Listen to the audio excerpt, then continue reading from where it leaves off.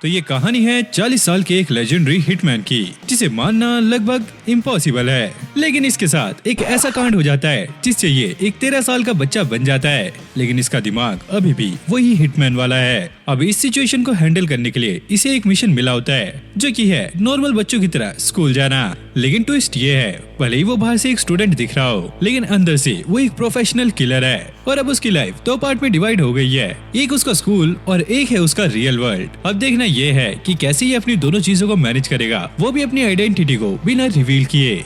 तो इस एनिमे की शुरुआत में हम एक बंदे को देखते हैं जो एक मिशन पे आया होता है। फोन पर उसे कोई ये बता रहा होता है, जिस मिशन पे तुम आए हो यहाँ पर तुम्हें कुछ लोग भी मिल सकते हैं और हो सकता है तुम्हें उनसे फाइट भी करनी पड़े, तो हाँ संभल के जाना। अब ये एक बिल्डिंग में आ गया था जहाँ पे एक दो नहीं बल्कि काफी सारे बंदे होते हैं। ओए ओए ओए रुक जा वहीं पर, तू कहाँ चला रहा है? ये कोई पार्क नहीं है। लेकिन ये बंदा किसी को भी कोई जवाब नहीं देता। अब ये गन वाला बंदा इसे शूट करने वाला होता है, लेकिन ये बूढ़ा बंदा उल्टा इसे ही शूट कर देता है, जिसके बाद वो यहाँ की सारी लाइटों को फोड़कर कुछ ही पलों में इन सारे बंदों को ठिकाने लगा देता है। और यहाँ पर एक मोटा सा बंदा भी था जिसकी काफी ज्यादा फट गई थी और वो सूटकेस लेके यहाँ से निकल ही रहा होता है, लेकिन ये बूढ़ा आदमी उसके सामने आ जाता है। ये उस पर फायरिंग भी करता है, लेकिन अगले ही पल वो उसके पीछे था और ये इस मोटे को एक ही पंच में नॉकआउट कर देता है, जिसके बाद ये उसका सूटकेस लेकर अब बाहर आ गया था। यहाँ पर इसका एक फ्रेंड भी होता है और वो इसका पासवर्ड खोलता है। इन्हें ऐसा लग रहा होता है कि जरूर इसमें कोई कीमती चीज होगी, लेकिन इसके अंदर रैक्स का एक छोटा सा छत्ता था। और अब घर जाने से पहले ये लोग कुछ खाने लगते हैं। हम अपने हिटमैन को देखते हैं। इसे देखकर ऐसा लग रहा होता है कि ये बस अपनी लाइफ ऐसे ही काट रहा है, इसकी लाइफ में कोई भी मजा नहीं रहा।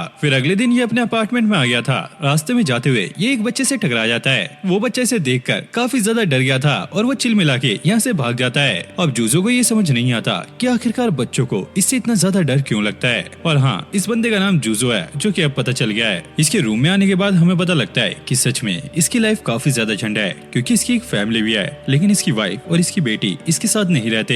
तभी दरवाजे पे कोई आता है। ये लॉक खोलने के लिए जा ही रहा होता है, लेकिन तभी एक वास्प आकर इसके गले पे काट लेती है और इसका दर्द काफी ज्यादा होता है। और जूजो ये देखकर काफी ज्यादा हैरान था कि ये वास्प काफी ज्यादा अलग है। अब एकदम से उसकी तबीयत बिगड़ने लगती है और वो बेहोश होकर नीचे गिर जाता है। अब कुछ देर बाद जब उसे होश आता है, वो एक लैब में होता है और एक लेडी साइंटिस्ट उससे ये पूछती है, बताओ तुम्हारा नाम क्या है? और वो जवाब देता है, मेरा नाम है जूजो ओगामी। और वो पूछती है, वैसे हम दोनों का रिश्ता क्या है? अरे ये तो सबको पता है कि तुम मेरी एक्स वाइफ हो। हाँ, ये देख के तो ऐसा लग रहा है कि तुम्हारी याददाश्त बिल्कुल ठीक है। अब ये लेडी उसे एक मिरर देती है और जैसे ये अपना फेस उसमें देखता है, इसकी फटके 4, 8, 12 सारी हो जाती हैं, क्योंकि अब ये एक बच्चा बन चुका है। वही जूजो जो कि एक बूढ़ा सा था। और वो अपनी एक्स वाइफ से कहता है, चाहे कुछ भी हो जाए मुझे काफी ज्यादा डर लग रहा है, तुम्हें मुझे ठीक करना ही होगा। और वो कहती है, हाँ तुम टेंशन मत लो, हम इस पे काम कर रहे हैं, लेकिन इसे ठीक करने में कई साल भी लग सकते हैं। अब जूजो काफी ज्यादा टेंशन में आ गया था, क्योंकि इस बच्चे की बॉडी में वो अपना हिटमैन वाला काम नहीं कर सकता और वो इस काम को छोड़ भी नहीं सकता, क्योंकि इस काम के पैसों से ही उसका घर का खर्चा चलता है। और अब इसके बॉस का फोन आया होता है। ये उठाकर उनसे बात करता है, लेकिन इसके बॉस उसकी आवाज नहीं पहचानते। अबे छोटी बच्ची हो क्या? किसने फोन उठाया है? चलो ओगामी से बात कराओ। अबे सर यार, मैं ही बात कर रहा हूँ, ये मेरी आवाज थोड़ी चेंज हो गई है, समझा करो यार बात। वो अच्छा, वैसे मुझे तुम्हारी सिचुएशन के बारे में पता लगा है और उसे देखकर अब हम तुम्हारे साथ काम नहीं कर सकते। अबे बॉस यार, क्या बात कर रहा है? सारा खर्चा मेरा इसी काम से चलता है, तुम एक बार मुझे आजमा के तो देखो। अच्छा ऐसी बात है तो ठीक है, मैं तुम्हें एक नई असाइनमेंट दे रहा हूँ, अगर तुमने इसमें अच्छा करा तो हम तुम्हें काम से नहीं निकालेंगे। और अब भाई ये काफी ज्यादा खुश हो गया था, क्योंकि इसका बॉस इसे जॉब से नहीं निकाल रहा है। लेकिन जब इसे असाइनमेंट का पता लगता है तो इसकी सिट्टी विट्टी गुल हो जाती है। इसके बॉस ने एक मिशन दिया होता है कि इसकी बेटी को एक स्कूल में एडमिशन लेना है, लेकिन वो चाहते हैं कि पहले ओगामी यानी कि जूजो उस स्कूल में एडमिशन ले और चेक करे कि क्या वो स्कूल इसकी बेटी के लिए परफेक्ट है, क्या वो वहाँ पे सेफ रहेगी। लेकिन भाई ओगामी इस चीज के लिए रेडी नहीं था। उसके तो यहाँ पे पसीने छूटने लगते हैं, क्योंकि इसने तो खुद ही अपना स्कूल पूरा नहीं किया था और अब इसे दोबारा से स्कूल जाना होगा। और इसकी वाइफ इससे पूछती है, क्या सच में अब तुम स्कूल जाओगे? लेकिन तुमने तो अपना स्कूल को पूरा भी नहीं किया था। और भाई ये बंदा स्कूल इसलिए भी नहीं जाना चाहता क्योंकि इसकी दोस्ती बच्चों से नहीं होती, बल्कि ये अपने से बड़े लोगों से जल्दी दोस्ती कर लेता है। और जूजो ओगामी ये कहता है, एक मिडिल क्लास इंसान के पास ज्यादा चॉइस नहीं होती, उसे बस पैसे कमाने के लिए वही घिसा पिटा काम करना पड़ता है। तो अब मुझे स्कूल जाना ही होगा। अब स्कूल जाने के लिए ओगामी के दोस्त ने उसे एक चश्मा दिया होता है जिसके थ्रू वो उसे देख सकता है और सारी बातें सुन सकता है और ये लोग आपस में भी बात कर सकते हैं। और अब ये स्कूल में आ गया था जहाँ पर काफी सारे बच्चे होते हैं। अब स्कूल में प्रिंसिपल सभी बच्चों का यहाँ पे स्वागत करते हैं, जिसके बाद एक एक करके सभी बच्चे यहाँ पे अपना इंट्रोडक्शन दे रहे होते हैं। और अब बारी आई थी जूजो की,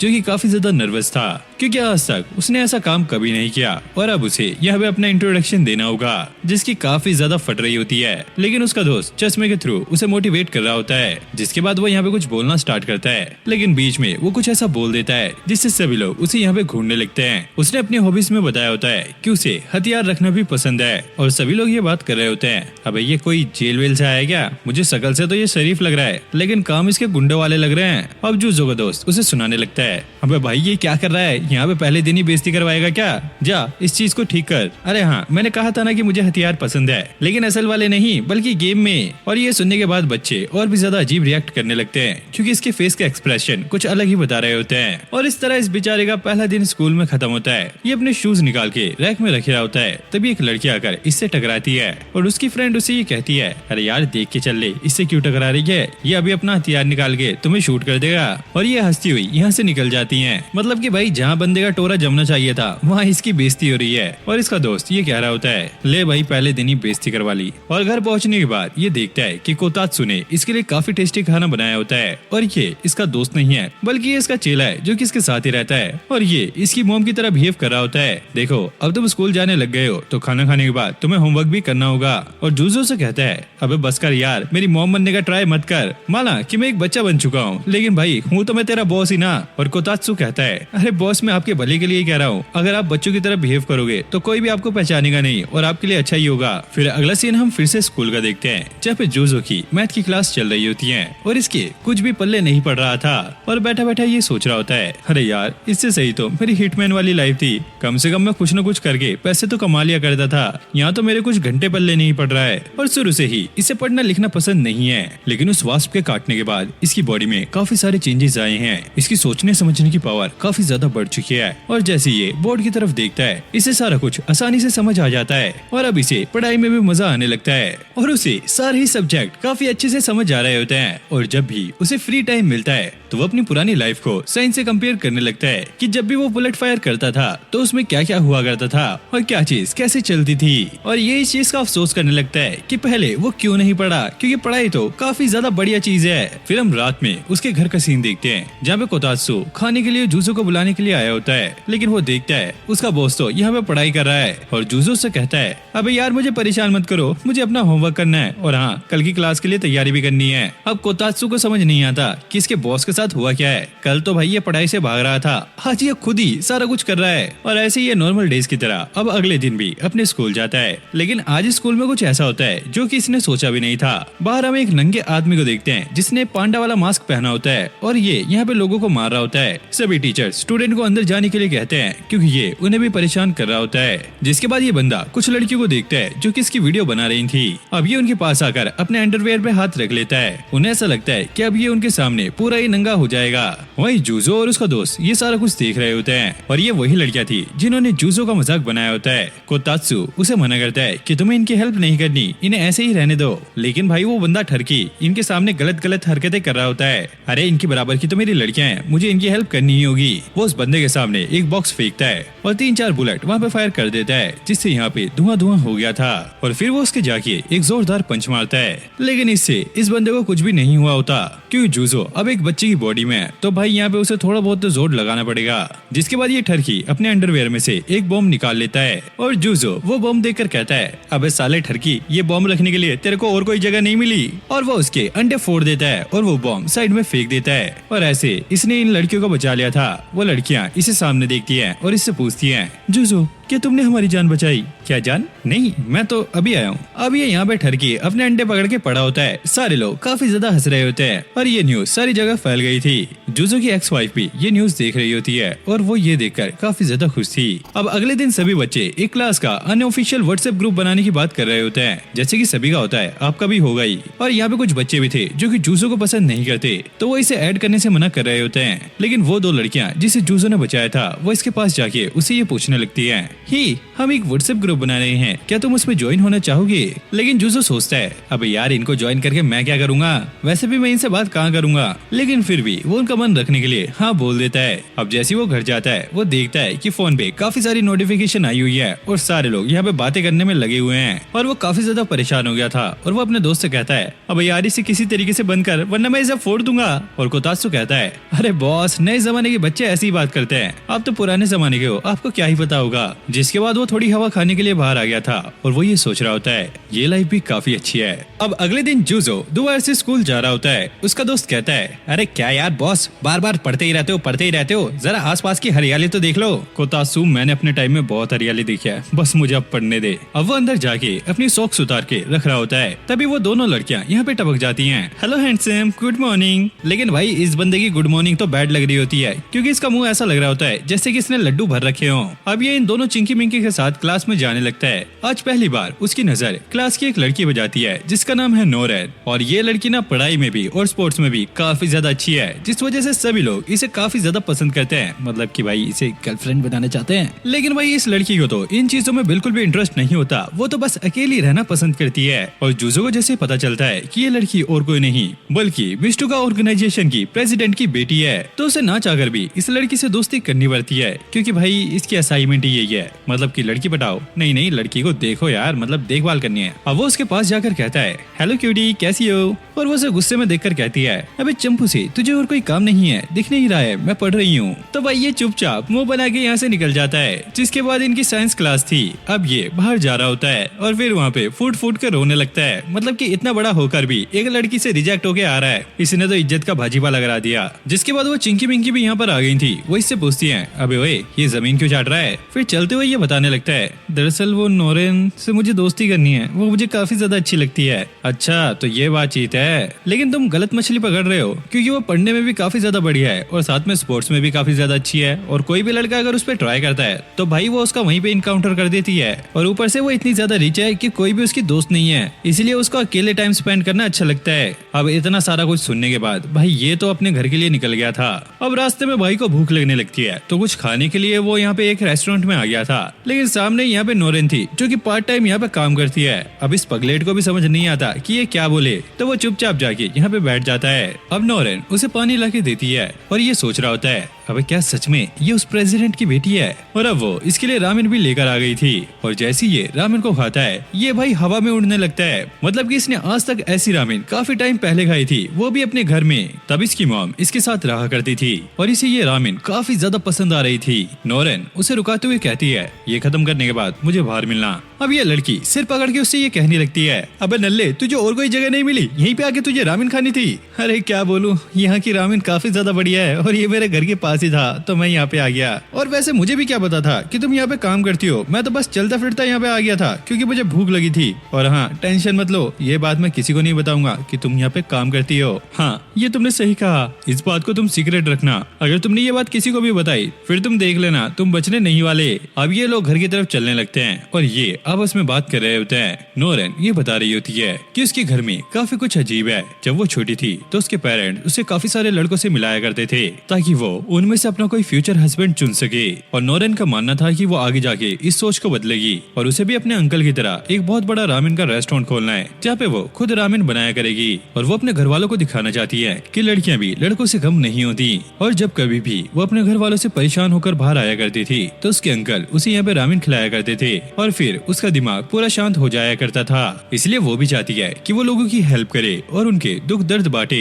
और जोजो इस पे कहता है, हाँ तुमने सही कहा, भले ही तुम बच्ची हो लेकिन तुम अपने डिसीजन खुद ले सकती हो। मुझे लगता है कि तुम जरूर आगे जाके कुछ बड़ा काम करोगी। और नोरेन ये सुनकर काफी ज्यादा खुश होती है। चलो कोई तो उसकी बात समझ रहा है। अब ये लोग वापस जाने लगते हैं। नोरेन उसे रुका के कहती है, एक चीज ध्यान रखना, अभी मैंने तुमसे बात कर लिया है तो ये मत समझना कि कल तुम क्लास में आकर मेरे से बात करने लग जाओ। ये बस एक इत्तेफाक था, ठीक है। जिसके बाद ये लोग घर जाने लगते हैं। लेकिन तभी हम यहाँ पे नोटिस करते हैं कि एक काले कलर की कार इस लड़की का पीछा कर रही है और अचानक से वो इसे किडनैप कर लेते हैं। जूजो भी यहाँ पे कुछ भी नहीं कर पाता। तभी उसका दोस्त उसे ये बताता है कि मैं इसकी नंबर प्लेट चेक कर रहा हूँ लेकिन ये भी फेक है। तभी जूजो की नजर एक बड़े से टावर पे जाती है और वो भागता हुआ उसके ऊपर चढ़ने लगता है। अब ऊपर आने के बाद वो चारों तरफ उस कार को ढूंढ रहा होता है और जैसे ही उसे वो कार दिखती है वो एक ट्रैकर उस पे लगा देता है, जिससे अब उसे नोरेन की लोकेशन अपने फोन पे दिख रही थी और वो एक ट्रक पे जंप लेकर वहाँ से निकल जाता है। हम देखते हैं कि कुछ किडनैपर्स ने नोरेन को यहाँ पे किडनैप कर लिया है और एक जगह पे रखा हुआ है। तभी इनमें से एक बंदा ये कहता है,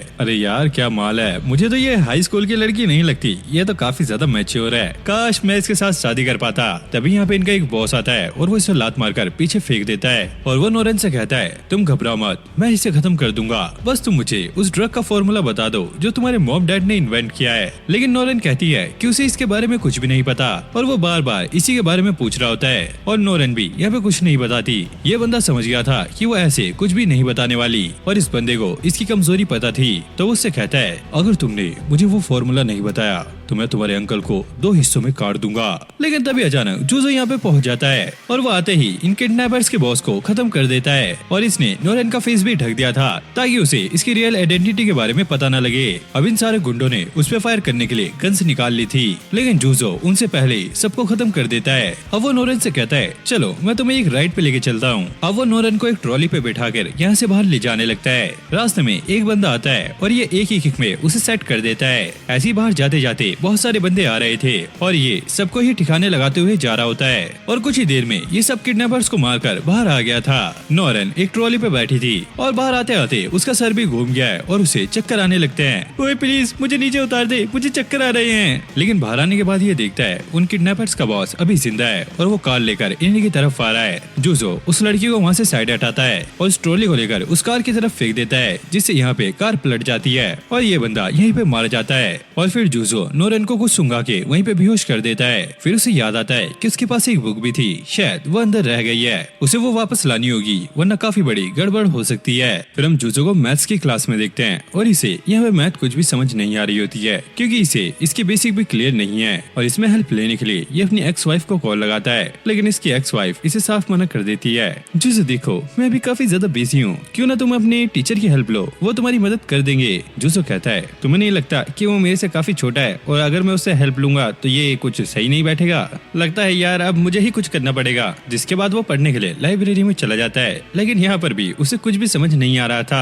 तभी यहाँ पे एक लड़का आता है और वो जूसो से पूछता है, हे तुम्हें क्या हुआ, तुम ऐसे क्यों बैठे हो? जिस पे जूसो जवाब देता है, मैंने वैसे तुम्हें यहाँ पे कभी देखा नहीं है लेकिन शायद तुम्हारा नाम शिराशी है। हाँ तुमने सही कहा, मेरा नाम शिराशी है और मैं तुम्हारा ही क्लासमेट हूँ। वैसे तुम मुझे काफी ज्यादा परेशान लग रहे हो, बताओ कोई दिक्कत है क्या? और जूजो उसे सारा कुछ समझाने लगता है। क्योंकि शिराशी काफी ज्यादा इंटेलिजेंट था तो वो इसे मैथ्स समझाने लगता है और वो उसे बेसिक रूल्स भी बताता है जो कि मैथ्स में अप्लाई होते हैं और जूजो को ये सारा कुछ समझ आ रहा होता है और ऐसे ही वो सारे क्वेश्चन भी सॉल्व कर लेता है और जूजो को ये देखकर काफी ज्यादा अच्छा लगता है और वो उसे शुक्रिया कहता है। जिसके बाद ये दोनों अब एक अच्छे दोस्त बन गए हैं और जूजो के यहाँ पे मैथ्स के जितने भी बेसिक थे वो अब क्लियर हो चुके हैं और उसकी मैथ्स भी अब स्ट्रॉन्ग होने लग गई है। अब कुछ दिनों बाद इनके स्कूल में एक टेस्ट होता है जिसमें जूजो के पूरे नंबर आए होते हैं। ये देखकर वो काफी ज्यादा खुश हो जाता है और वो शिराशी के पास जाके उसे शुक्रिया बोलता है क्योंकि उसकी वजह से ये सारा कुछ हो पा रहा है। शिराशी कहता है, अरे कोई बात नहीं, तुम मेरे दोस्त हो, मैं तुम्हारे लिए इतना तो कर ही सकता हूँ। अब स्कूल के बाद ये दोनों खाना खाने के लिए एक रेस्टोरेंट में आ जाते हैं। शिराशी जाते हुआ अपनी ड्रिंक किसी बंदे के लैपटॉप पे गिरा देता है। उस बंदे को ये देखकर काफी ज्यादा गुस्सा आता है लेकिन शिराशी उससे माफी मांगता हुआ यहाँ से चला जाता है। अब ये लोग एक टेबल पे आके बैठ गए थे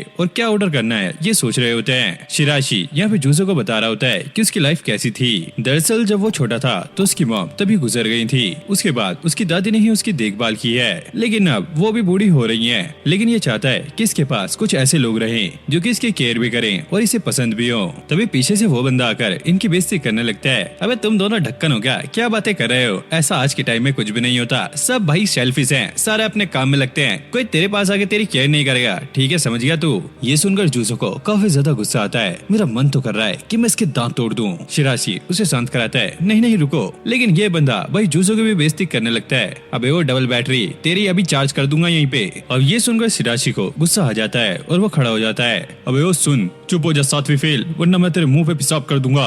अब भाई ये दोनों यहाँ पे लड़ रहे होते हैं। सभी लोग इन्हें देख रहे थे क्योंकि एक फैमिली रेस्टोरेंट होता है और यहाँ पे बैठे हुए सभी लोग इस बंदे को ही सुनाने लगते हैं। पता नहीं ये कैसा छपरी है। मारो इसके 2 थप्पड़ दो इसके। ये अपने आप को तेरे नाम समझ रहा है क्या? इतनी बेइज्जती सुनने के बाद इस बंदे को यहाँ से जाना पड़ता है। अब शाम होने के बाद ये दोनों यहाँ से जा रहे होते हैं और इन्होंने मस्त खाना खा लिया होता है। तभी हम उस छपरी को देखते हैं जो कि साइकिल लेकर इनका पीछा कर रहा होता है। जूजो अपने बैग से एक कंपास निकालता है और इसकी साइकिल में फेंक के मारता है। इससे इसकी साइकिल का टायर यहाँ पे अटक जाता है और ये बंदा उड़ता हुआ सीधा पानी में जाके गिरता है। ये सुनकर शिराशी कहता है, क्या पानी में कुछ गिरा है? जूजो कहता है, अरे कुछ नहीं, ये तो बस एक किसी ने पत्थर फेंका है। फिर हम जूजो का पास्ट का सीन देखते हैं जहाँ पर वो अपनी बेटी से बात करने की ट्राई कर रहा होता है, लेकिन तभी अचानक उसके बॉस का फोन आता है और उसे काम के लिए यहाँ से जाना पड़ता है। फिर प्रेजेंट में जूजो अब सो रहा होता है। उसे ये सपना आ रहा था कि वो अपनी बेटी से बात कर रहा है, लेकिन जैसे उसका दोस्त इसके रूम में एंटर करता है वो देखता है इसका रूम काफी ज्यादा गंदा है, मतलब कि चारों तरफ किताबें और कचरा ही भरा पड़ा है। और कोतात्सु अपने बॉस से कहता है, बॉस ये क्या हालत बनाई हुई है, इससे अच्छे तो जानवर रहते हैं। और भाई जूजो उसे ऐसा जवाब देता है कि ये बंदा भी सोच में पड़ जाता है। वो बोलता है, अबे यार ये काम मर्दों के नहीं है, ये सारा कुछ तो बस औरतें करती हैं। और कोतात्सु सोचता है औरतों के काम है सफाई करना और मैं क्या कर रहा हूँ, मतलब कि क्या मैं भी एक औरत? तो क्या आप ये कहना चाह रहे हो कि मैं भी एक औरत हूँ? अब जूजो स्कूल आ गया था। वो देखता है कि यहाँ पे सारे के सारे बच्चे कोई ना कोई क्लब ज्वाइन कर रहे हैं, जिसके बाद वो शिराशी के पास आता है और वो उसे काफी सारे क्लब्स दिखाता है। शिराशी उसे सजेस्ट करता है कि तुम्हें हाउस होल्ड वाला क्लब ज्वाइन करना चाहिए, इससे तुम घर के काम भी सीख जाओगे। और जूजो यहाँ पे फिर से वही बात बोलता है, अरे ये काम मेरे बस के नहीं है, ये काम तो सारे लड़कियों के हैं। तभी यहाँ पे शिराशी की बहन आ जाती है और वो कहती है, क्या तुम मेरे क्लब की बात कर रहे हो? हाँ, मैं उसमें काफी कुछ सिखाती हूँ, जैसे घर में कैसे काम करना है और क्या क्या काम करना है। और शिराशी की बहन इस क्लब की प्रेसिडेंट थी, तो वो जूजो के सामने ऐसी शर्तें रख देती हैं जिसे ना चाहकर भी उसे इस क्लब में जाना पड़ता है। उसने सीधा बोल दिया था, अगर तुम्हें मेरे भाई का दोस्त रहना है तो तुम्हें इस क्लब को ज्वाइन करना होगा और जो मैं कहूंगी वो सारा काम करना होगा। अब क्लब के पहले दिन इन्हें एक डिश बनानी थी। जूजो को यहाँ पे कुछ भी बनाना नहीं आता, लेकिन लोग उसकी काफी ज्यादा मदद करते हैं और वो यहाँ पे एक काफी अच्छी सी डिश बना लेता है। और जब वो इसे टेस्ट करता है तो उसे ये काफी ज्यादा अच्छी लगती है। जिसके बाद जूजो अब शिराशी की बहन के पास जाकर कहता है, तो ये सारा कुछ हो गया है ना, क्या अब मैं जा सकता हूँ? लेकिन वो उसे यहाँ पे मना करती है, नहीं अभी नहीं। फिर अगले सीन में हम देखते हैं कि ये अब घर जा रहा है और इसके हाथ में वही खाना है जो इसने बनाया होता है। फिर हम रात का सीन देखते हैं जब जूजो को उसकी एक्स वाइफ का कॉल आया होता है, क्योंकि इसने वो खाना अपनी एक्स वाइफ और अपनी बेटे के लिए भेजा होता है और उन्हें ये खाना काफी ज्यादा अच्छा लगता है। और फिर हम देखते हैं कि शिराशी की बहन ने उससे कहा था कि हम जो भी काम करते हैं वो अपनों के लिए करते हैं और तुमने पहली बार कुछ खाना बनाया है तो तुम्हें ये उसके साथ शेयर करना चाहिए जो कि तुम्हें सबसे ज्यादा प्यारा है। जूजो की लाइफ में ज्यादा बंदे नहीं है, बस वो अपनी बेटी से काफी ज्यादा प्यार करता है, इसलिए उसने ये खाना अपनी एक्स वाइफ और अपनी बेटी के लिए भेजा था। और उसकी बेटी भी उसे थैंक्स बोलती है क्योंकि उसे ये खाना काफी ज्यादा अच्छा लगा होता है। जूजो भी काफी ज्यादा इमोशनल हो गया था। और अब अगले दिन स्कूल आने के बाद वो सबसे पहले यहाँ पे क्लब ज्वाइन करने का फॉर्म भर के शिराशी की बहन को दे देता है और वो ये देखकर काफी ज्यादा खुश होती है। और उसे स्कूल में नोरन भी मिलती है। ये उससे बात करने का ट्राई कर रहा होता है, लेकिन वो इसे साफ मना कर देती है। मैंने तुम्हें समझाया था ना कि तुम्हें मुझसे बात नहीं करनी, हमारे बीच में कुछ नहीं हुआ है, ठीक है? और कोतात्सु भी कहता है, बॉस आपने तो इस लड़की के सामने अपनी बेइज्जती पे बेइज्जती कराई हुई है। अब कोतात्सु के लैपटॉप पर एक नोटिफिकेशन आई होती है जिसे देखकर वो काफी ज्यादा शॉक हो जाता है। जूजो भी पूछता है, अब यार क्या हुआ है, मुझे भी तो बताओ। और कोतात्सु उसे ये बताता है, बॉस अगर आपको सारा कुछ ठीक करना है तो आपको नोरेन से शादी करनी होगी। अब ये क्या बक रहा है, तुझे पता भी है मैं एक 40 साल का बुढ़ा हूँ और मेरी एक्स वाइफ भी है, एक छोटी बच्ची भी है, और मैं कैसे इस जवान लड़की से शादी कर लूं? क्या तेरा दिमाग ठिकाने पे है? और कोतात्सु कहता है, हाँ बॉस हाँ बॉस, मैं सारा कुछ समझ रहा हूँ, लेकिन अगर आपको ठीक होना है तो ये तो करना ही पड़ेगा। और क्या आपको याद है कि उस किडनैपर के बॉस ने भी कहा था कि नोरेन के पास शायद कुछ ऐसा ड्रग है जिससे आप शायद ठीक हो सकते हो, तो आपको उससे शादी करनी होगी। लेकिन वही जूसो यहाँ पे टालता हुआ कहता है, अबे नहीं नहीं, ऐसा कुछ भी नहीं है, मैं ऐसे ही ठीक हो जाऊंगा, मुझे ये सब करने की जरूरत नहीं है। फिर अगले सीन में हम देखते हैं ये चंपू रामेन खाने के लिए उसी के अंकल के रेस्टोरेंट में आ गया था और वो यहाँ पे मस्ती से रामेन खा रहा होता है क्योंकि यहाँ की रामेन उसे काफी ज्यादा पसंद है। ये खाने के बाद वो नोरेन को पैसे देकर यहाँ से जा रहा होता है। नोरेन के अंकल उससे ये कहते हैं, नोरेन काफी ज्यादा रात हो चुकी है तो तुम्हें भी अब घर चले जाना चाहिए। जिसके बाद ये दोनों ही साथ में घर जाने लगते हैं और नोरेन रास्ते में काफी ज्यादा चिल्ला रही होती है, अरे पता नहीं मेरे पापा को मेरे से क्या परेशानी है, वो हर बार मुझे कंट्रोल करने का ट्राई करते हैं, इतनी जल्दी घर बुला के वो पता नहीं क्या करना चाहते हैं। लेकिन जूजो तो उसकी बातें सुन ही नहीं रहा था। नोरेन को पहले गुस्सा आता है लेकिन बाद में वो इस बात पे हंसने लगती है। अब स्कूल में सभी लड़के नोरेन और जूजो के पीछे भाग रहे होते हैं क्योंकि उन्हें पता लग गया है कि जूजो नोरेन से बात करता है और ये नोरेन को प्रपोज करने के चक्कर में है। जिसके बाद ये दोनों आकर एक जगह पे छुप गए थे। नोरेन काफी ज्यादा परेशान होती है और वो जूजो से माफी मांगती है कि उसकी वजह से इसे भी बीच में फंसना पड़ रहा है और वो उससे एक हेल्प ही मांगती है और वो जूजो से कहती है, जूजो क्या तुम मेरी हेल्प कर सकते हो, क्या तुम मेरे फेक बॉयफ्रेंड बन सकते हो। और जूजो भी सोच में पड़ गया था जिस चीज से वो भाग रहा है ये वही करने को इसे कह रही है। जूजो कहता है, ठीक है मैं तुम्हारी बात मानने के लिए तैयार हूँ, लेकिन भाई ये फेक रहेगा। और जब ये नाटक शुरू होता है अगले ही पल इसकी गेम यहाँ पे स्टार्ट हो जाती है। कुछ लड़कों ने यहाँ पे जूजो को पकड़ लिया था क्योंकि उन्हें पता लग गया है कि जूजो नोरेन का बॉयफ्रेंड है और वो उसे ये कह रहे होते हैं, ओए तेरा बहुत हो गया है, तू नोरेन से दूर रह या फिर तेरे पास एक और ऑप्शन है, तुझे हमारा सबका काम करना होगा, बता क्या तुझे ये मंजूर है। लेकिन भाई जूजो उनकी कोई भी बात नहीं मानता और वो वहाँ से जंप लेकर यहाँ से निकल जाता है और सभी लोग ये देखकर काफी ज्यादा हैरान थे कि जूजो ने तीसरी मंजिल से जंप मार दिया है। अब ये क्लासरूम में आ गया था और चिंकी मिंकी आकर इसे ये समझाने लगती है कि हमारे स्कूल में काफी सारे ग्रुप्स है लेकिन इनमें से ये यूनिकॉर्न ग्रुप है जिसमें सभी लोग काफी ज्यादा स्मार्ट हैं, काफी ज्यादा इंटेलिजेंट है और ये सारे लोग नोरेन में इंटरेस्ट रखते हैं। इसी वजह से ये लोग तुम्हें बुली कर रहे थे।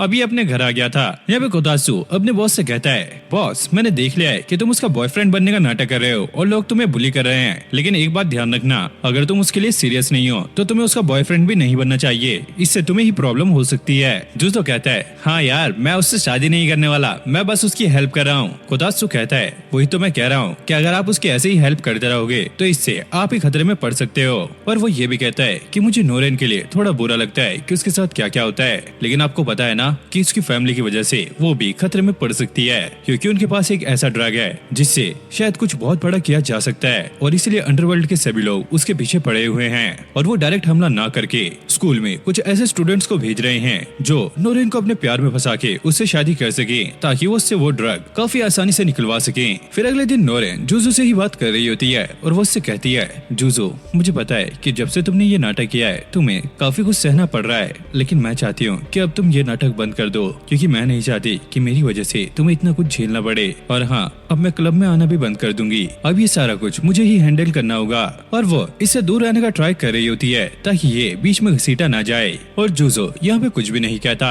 नोरेन यहाँ से जाने ही वाली होती है तभी एक लड़का आकर उससे ये कहता है, हे नोरेन तुम कैसी हो, क्या तुम मेरे साथ आज डेट पे चलोगी। नोरेन उसे मना कर देती है लेकिन ये बंदा बार बार उससे पूछ रहा होता है और ऐसे कर करके ये उसे परेशान कर रहा होता है। जूजो उसे रुकाते हुए कहता है, ओए ये क्या कर रहा है, अभी भी हम एक दूसरे के साथ हैं तो मेरी गर्लफ्रेंड से दूर रहे। और नोरेन भी ये देखकर काफी ज्यादा शॉक थी क्योंकि नोरेन ने उसे ऐसी एक्टिंग करने से मना कर दिया था, लेकिन फिर भी जूजो उसे यहाँ पे प्रोटेक्ट कर रहा है। ये बंदा अब गुस्सा हो गया था और वो उससे कहता है, अबे सुन बे चूजे, तेरे जैसा मरियल इसे क्या ही प्रोटेक्ट करेगा, देख मैं तो जिम भी जाता हूँ और मैं आसानी से इसे प्रोटेक्ट कर सकता हूँ। जूजो कहता है, हम दोनों अभी भी रिलेशन में हैं तो तुम्हें बीच में आने की जरूरत नहीं है। जिसके बाद ये बंदा अपनी पावर दिखाने के लिए जूजो पर अटैक करता है, लेकिन जूजो एक ही हाथ से उसके पंच को रोक लेता है। ये देखकर सभी लोग काफी ज्यादा हैरान थे क्योंकि सामने वाला बंदा काफी टाइम से जिम जा रहा है और बहुत ज्यादा ट्रेनिंग करता है, लेकिन जूजो ने आसानी से उसके पंच को रोक लिया और नोरेन यहाँ पे उससे इम्प्रेस हो जाती है। अब अगले दिन नोरेन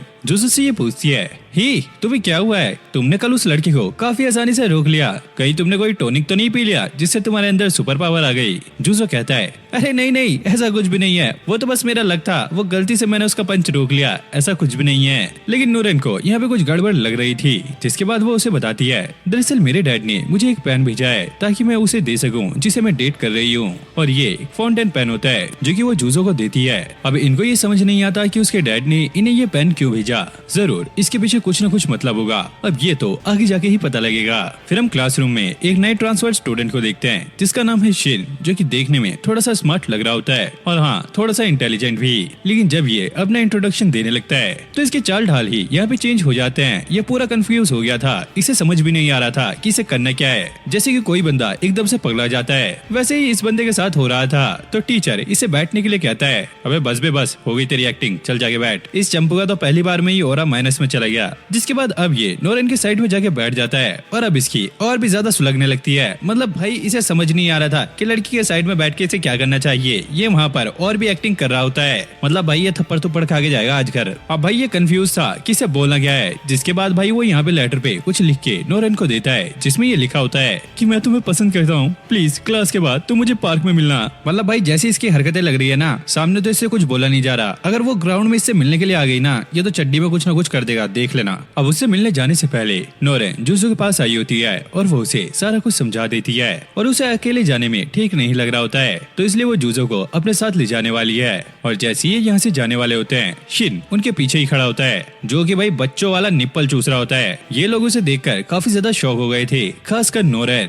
और जूजो भी ये सोच रहा होता है, अबे यार ये क्या बंदा है, साला भूत की तरह है। अभी तो यहाँ पे नहीं था, एकदम से यहाँ पे प्रकट हो गया। मुझे तो भाई ये ठीक नहीं लग रहा है। जिसके बाद भाई वो सीधा ही नोरेन को प्रपोज करने लगता है। नोरेन प्लीज मेरी सपनों की रानी, मेरा प्रपोजल एक्सेप्ट करो, मैं तुमसे बहुत ज्यादा प्यार करता हूँ। और वो यहाँ पे निप्पल चूस रहा होता है और वो कहता है, ये निप्पल मेरी नर्वसनेस को कंट्रोल करने का काम करता है, प्लीज इसे इग्नोर करना। और जूजो को भी समझ नहीं आ रहा होता है अभी ये बंदा है या सर्किट है, पता नहीं इसका सिस्टम किस तरह का है। और नोरेन को भी काफी ज्यादा गुस्सा आता है और वो इसके एक जोरदार पंच मारती है, जिससे ये बंदा यहीं पे ढेर हो जाता है। लेकिन भाई ये पगलेट मतलब कि मानने के लिए तैयार नहीं था। मतलब कि ये बंदा पहले ही कितना गिरा हुआ है और नीचे गिरे हुए भी ये यहाँ पे स्माइल कर रहा होता है। और नोरेन उसे काफी ज्यादा सुनाती है कि अभी तक उसे काफी सारे लड़कों ने प्रपोज करने का ट्राई किया है, लेकिन उसने सबको ही मना कर दिया है क्योंकि कोई भी उसे परफेक्ट नहीं लगा। अब ये बंदा खड़ा होकर कहता है, तो ये चंपू सा, ये तुम्हारा बॉयफ्रेंड है, इसमें ऐसा क्या खास है। और वो उस पर अटैक भी कर देता है। जूजो उससे बच गया था। शिन कहता है, मैं इसे चैलेंज करता हूँ, ये मेरे से फाइट करे, अगर मैंने इसे फाइट में हरा दिया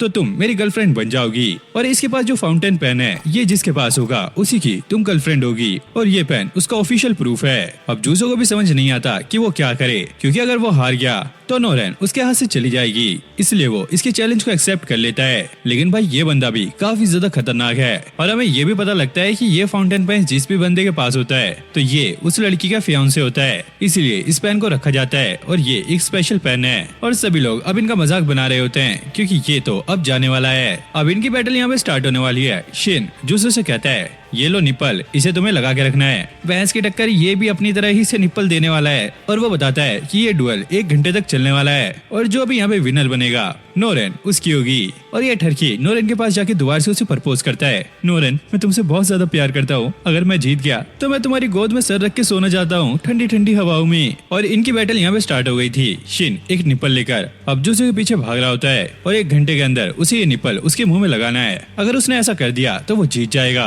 और अगर जूजो उससे बच गया और निप्पल उसके मुंह में नहीं लगा तो जूजो यहाँ पे जीत जाएगा। शिन भाई काफी ज्यादा तेज होता है, लेकिन जूजो भी उसके सारे अटैक से डॉज कर रहा होता है। और ये भाई बहुत ज्यादा तेज था। जूजो काफी तेज भाग रहा होता है, लेकिन ये उसी का पीछा कर रहा होता है और इसके अटैक भी काफी ज्यादा खतरनाक थे। लोग भी ये देखकर काफी ज्यादा शौक थे कि ये दोनों एक लड़की के पीछे पागल हो गए हैं। कभी ये क्लास में जाते तो कभी ये बाहर लड़ते और ऐसे ही ये उसका पीछा करते हुए एक रूम में आ गया था। यहाँ पे भी वो उसके मुंह में निप्पल डालने का सोच रहा होता है, लेकिन ये एक मूर्ति के मुंह में डाल देता है। जिसके बाद ये अब एक और रूम में आ गए थे। वही शिन इसका पीछा नहीं छोड़ रहा होता है, वो लगातार इस पे अटैक कर रहा होता है, लेकिन जूजो भी काफी ज्यादा तेज था। शिन उससे ये कहता है, नोरेन से मैं तुमसे ज्यादा प्यार करता हूँ, मेरी फीलिंग तुमसे ज्यादा स्ट्रॉन्ग है। तुम्हें क्या लगता है कि तुम्हारी फीलिंग नोरेन के लिए ज्यादा स्ट्रॉन्ग है? अब भाई जूजो ये सुनकर सोचने लगता है, अबे ये क्या कह रहा है, मैंने तो ऐसा कभी सोचा ही नहीं है और नोरेन को मैंने कभी गर्लफ्रेंड बनाने के बारे में सोचा भी नहीं था। मेरी तो एक एक्स वाइफ है और एक बच्ची है जो कि इसी की एज की है, मैं ऐसा कैसे सोच सकता हूँ, ये तो गलत होगा।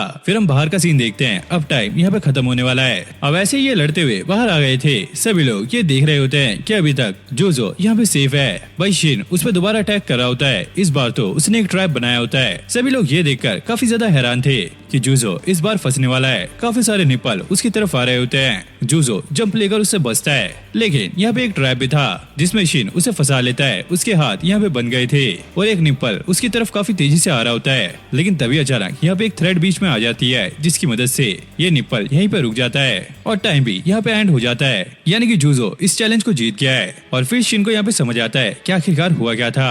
जब जूजो ने जंप ली थी तो उसने एक थ्रेड पीछे फेंक दिया था, जिसकी मदद से ये निप्पल यहाँ पे रुक गया और वो इस चैलेंज को जीत गया। ये देखकर सभी लोग काफी ज्यादा खुश होते हैं और भाई शिन यहाँ पे रो रहा होता है कि उसने अपने प्यार को खो दिया। जूजो उससे ये कहता है, मुझे पता नहीं कि मेरी फीलिंग तुम्हारे से स्ट्रॉन्ग है या कम है, लेकिन मुझे इतना क्लियर हो गया है कि मेरे अंदर नोरेन के लिए कुछ फीलिंग है जो कि अभी अभी मुझे पता लगा है। और वो सोचता है कि ये फीलिंग कुछ ऐसी नहीं है कि वो उससे प्यार करता है, ये फीलिंग कुछ ऐसी है कि वो उसे प्रोटेक्ट करना चाहता है ताकि उसके सामने कोई भी दिक्कतें ना आए। जो कुछ भी वो अपनी वाइफ के लिए नहीं कर पाया वो सारा कुछ उसने आज इसके लिए किया। और अगले सीन में हम देखते हैं कि ये फुद्दू इनके क्लब में भी पहुंच गया है और ये नोरेन का अब भी पीछा नहीं छोड़ रहा है। फिर हम एक लड़के को देखते हैं जो कि एक बेसबॉल प्लेयर है और इसे देखने के लिए काफी सारे लोग आए होते हैं। और जब ये बॉल को थ्रो करता है तो कैच करने वाले पे इसका इतना फोर्स पड़ता है कि वो सीधा नीचे गिर जाता है। और इसकी काबिलियत देख के सभी लोग काफी ज्यादा शॉक होते हैं। ये काफी ज्यादा यूनिक है, इसकी काबिलियत काफी ज्यादा बढ़िया है। और हो भी क्यों ना, ये यूनिकॉर्न ग्रुप में से एक है, यानी कि इलाइट यूनिकॉर्न ग्रुप। अब क्लास में टीचर ये बता रहे होते हैं कि अगले हफ्ते से इनके मिड टर्म एग्जाम होने वाले हैं। अब स्कूल खत्म होने के बाद ये सारे लोग जा रहे होते हैं। जूजो एग्जाम देने के लिए काफी ज्यादा एक्साइटेड होता है,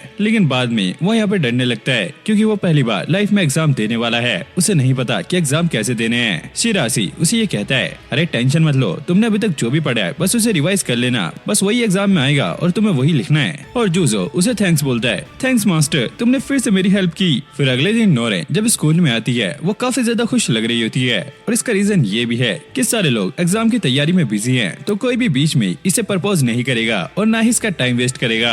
जिसके बाद हम जूजो को देखते हैं जिसकी हालत ऐसी लग रही होती है कि ये पूरी रात सोया नहीं है, यानी कि ये पढ़ाई कर रहा था। और फिर लंच के टाइम वो ये बता रहा होता है कि वो पूरी रात अपने क्वेश्चन को रिवाइज कर रहा था और इतना टाइम बीत गया कि उसे पता भी नहीं लगा। फिर हम यहीं पर शिन को देखते हैं जो कि जूजो को ऑफर देता हुआ कहता है, ले भाई ये डाल ले मुंह में, इससे तू रिलैक्स हो जाएगा। जिसके बाद जूजो अब घर आते ही यहाँ पे पढ़ने लग जाता है। कुतेत्सु उसे ये कहता है, आज मुझे कुछ काम है, मुझे बाहर जाना होगा, खाना खाने के लिए तुम मॉम के पास चले जाना। फिर हम नोरेन को देखते हैं जो कि रेस्टोरेंट में काम कर रही थी। उसके अंकल ये कहते हैं, बहुत टाइम हो चुका है, जाओ अब तुम घर चले जाओ, तुम्हें एग्जाम के लिए भी तैयारी करनी होगी। अब जैसी वो बाहर निकलती है वो देखती है कि जूजो सामने खड़ा होता है, तो वो उसका पीछा करने लगती है। और यहाँ पर ये एक बार में आया होता है उस मॉम से मिलने के लिए और नोरेन उसे अंदर जाता हुआ देखकर काफी ज्यादा शॉक हो गई थी। अबे यार ये कितना बड़ा ठरकी है, ये यहाँ पे क्या कर रहा है। अब अंदर हम एक लड़की को देखते हैं जो कि मर्द जैसी लग रही होती है और यही वो मामा है जो कि यहाँ पे कहती है, मैंने सबको यहाँ पे बताया कि तुम मेरे भांजे हो, वरना सबको यहाँ पे गलतफहमी हो सकती थी, लेकिन जब मुझे ये बात पता लगी कि तुम फिर से बच्चे बन गए हो तो मुझे काफी ज्यादा हैरानी हुई थी। फिर यहाँ पर मिस एरी भी पहुँच जाती है, यानी कि इसकी एक्स वाइफ, और ये काम तो भाई कितेत्सु का लग रहा होता है और वो इसे कहती है, तुम्हें देखकर ऐसा लग रहा है कि तुम पूरी पूरी रात पढ़ाई करते हो। इससे पहले जब तुम अपनी ओल्ड एज में थे तुम तो बस अपने काम में ही बिजी रहा करते थे, लेकिन अब तुम काफी ज्यादा बदल गए हो, तो तुम्हें अपने टाइम को एंजॉय करना चाहिए, क्योंकि इस वाले टाइम में बच्चों के लिए गलतियाँ माफ होती हैं। अब खाना खाने के बाद मामा उससे ये कहती है, ओए छुटकू तू एक जेंटल बॉय है, जा इस लड़की को स्टेशन तक छोड़ के आ। अब ये लोग यहाँ से चले जाते हैं, लेकिन दूसरी बिल्डिंग से नोरेन ये सारा कुछ देख रही होती है और वो ये देखकर काफी ज्यादा शॉक थी कि जूजो अंदर अकेला गया था, लेकिन बाहर एक लड़की के साथ आया, वो भी इसकी एज से काफी गुना बड़ी, और अब इनके एग्जाम भी हो चुके हैं और जूजो इसके लिए काफी ज्यादा एक्साइटेड था, जिसकी वजह से इसने यहाँ पे कुछ गलतियाँ कर दी हैं, लेकिन फिर भी इसके जो नंबर आए हैं वो काफी ज्यादा अच्छे हैं। वहीं हम शिन को देखते हैं, इसको देखकर ऐसा लग रहा होता है इसने तो भाई काम 25 कर दिया है, मतलब कि इसने कुछ भी लिख दिया है और इसके नंबर पता नहीं पास है या फेल है। वहीं नोरेन भाई जूजो को ही घूर रही होती है, ये कितना ज्यादा अलग है, इसकी बातें इसकी पर्सनैलिटी बिल्कुल अंकलों जैसी है, कि ये सच में हमारे स्कूल का एक लड़का है। जिसके बाद ये अब कुकिंग क्लास में आ गए थे, जहाँ पे इन्हें आज सीखना है कपड़ों पे सिलाई करना, और जूजो कहता है कपड़ों में बटन लगाना बिल्कुल ऐसा है जैसे कि बाइक में उसके पार्ट्स लगाना। जिसके बाद वो ये करने के लिए बैठ जाता है, लेकिन उससे ये काम हो नहीं रहा होता है। अब नोरेन उसके पास आकर कहती है, देखो ये तो मैं भी नहीं कर पाई, और यहाँ पे हंसने लगती है, लेकिन काफी ज्यादा मेहनत करने के बाद वो लोग ये कर ही लेते हैं। और ये क्लास खत्म होने के बाद ये लोग साथ जा रहे होते हैं, तभी नोरेन की नजर एक लड़के पे पड़ती है जो कि इनका सीनियर है और इसका नाम होता है कीतो। और ये यहाँ पे फ्लावर्स को पानी दे रहा होता है और कुछ फ्लावर्स यहाँ पे सनफ्लावर्स भी होते हैं और नोरेन का मूड यहाँ पे काफी ज्यादा अच्छा लग रहा होता है। तो जो पूछता है आखिरकार बात क्या है और वो बताती है दरअसल वो सीनियर्स के साथ जिन भी क्लब एक्टिविटी में है वो लोग काफी ज्यादा अच्छे हैं और उनको देखकर ये काफी ज्यादा इंस्पायर होती है। वो लोग सिर्फ वही काम करते हैं जो कि उन्हें करना पसंद है और मैं भी काफी ज्यादा खुश हूँ कि मैंने कुकिंग क्लब ज्वाइन किया। अब अगले दिन इन्हें एक टास्क मिला होता है कि इन्हें बेसबॉल टीम के लिए राइस बॉल बनाने हैं, लेकिन तभी एक लड़की ये कहती है कि उस टीम में यूनिकॉर्न ग्रुप का एक मेंबर भी है तो शायद इसकी वजह से हमें थोड़ी प्रॉब्लम हो सकती है। और चिसा तो कहती है अगर तुम कंफर्टेबल नहीं हो तो फूड की डिलीवरी करने के लिए हम चले जाएंगे। अब फूड की डिलीवरी करने के लिए सारे ही पहुंच गए थे और अब यहाँ पर वही यूनिकॉर्न ग्रुप का मेंबर आता है जिसका नाम है डेनमार्क तेंदु और भाई इसकी हाइट भी काफी अच्छी खासी होती है और ये राइस बॉल खाने के बाद इनसे बात करने के लिए आया होता है। अरे वाह यार, तुम्हारे चर्चे तो पूरे स्कूल में है, काफी अच्छी जम रही है तुम्हारी। वैसे मैं तुम्हारे साथ एक कंपटीशन करना चाहूंगा, अगर मैं इसमें जीता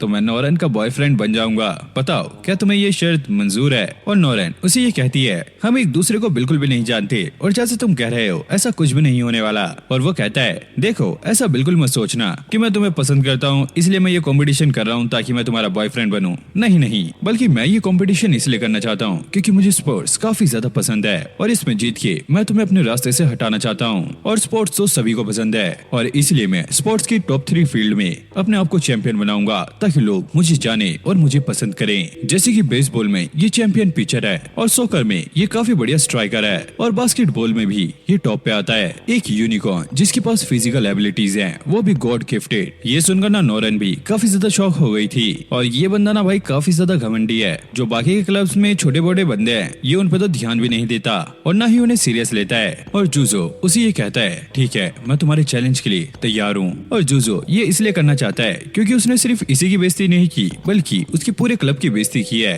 और इसे हरा के वो इसे मुंह तोड़ जवाब देना चाहता है। और तेनमा पूछता है चलो बताओ कि हम कंपटीशन किस में करें। एक काम करते हैं, एक हफ्ते बाद मैं तुम्हें जिम में मिलता हूँ, मैं अपने साथ एक बंदा लेकर आऊंगा, तुम चाहे अपने साथ जितने भी बंदे ला सकते हो क्योंकि हमें एक साथी की जरूरत पड़ने वाली है। वहीं तेनमा की ओर से उनका कोच इन लोगों से माफी मांगता है और तेनमा के ही टीममेट ये कह रहे होते हैं अगर ये तुम्हारा टीममेट हो तो ये काफी अच्छा हीरो बन सकता है और अगर ओपोनेंट हो फिर तो तुम्हारी गेम पक्की है। और चिसातो को ना काफी ज्यादा गुस्सा आ रहा होता है क्योंकि उस लड़के ने इनकी क्लब की बेइज्जती की है। वहीं नोरेन को अब शर्म आ रही होती है, उसे ऐसा लग रहा था कि तेनमा भी उसका बॉयफ्रेंड बनना चाहता है लेकिन इसके पीछे कुछ और ही रीजन था।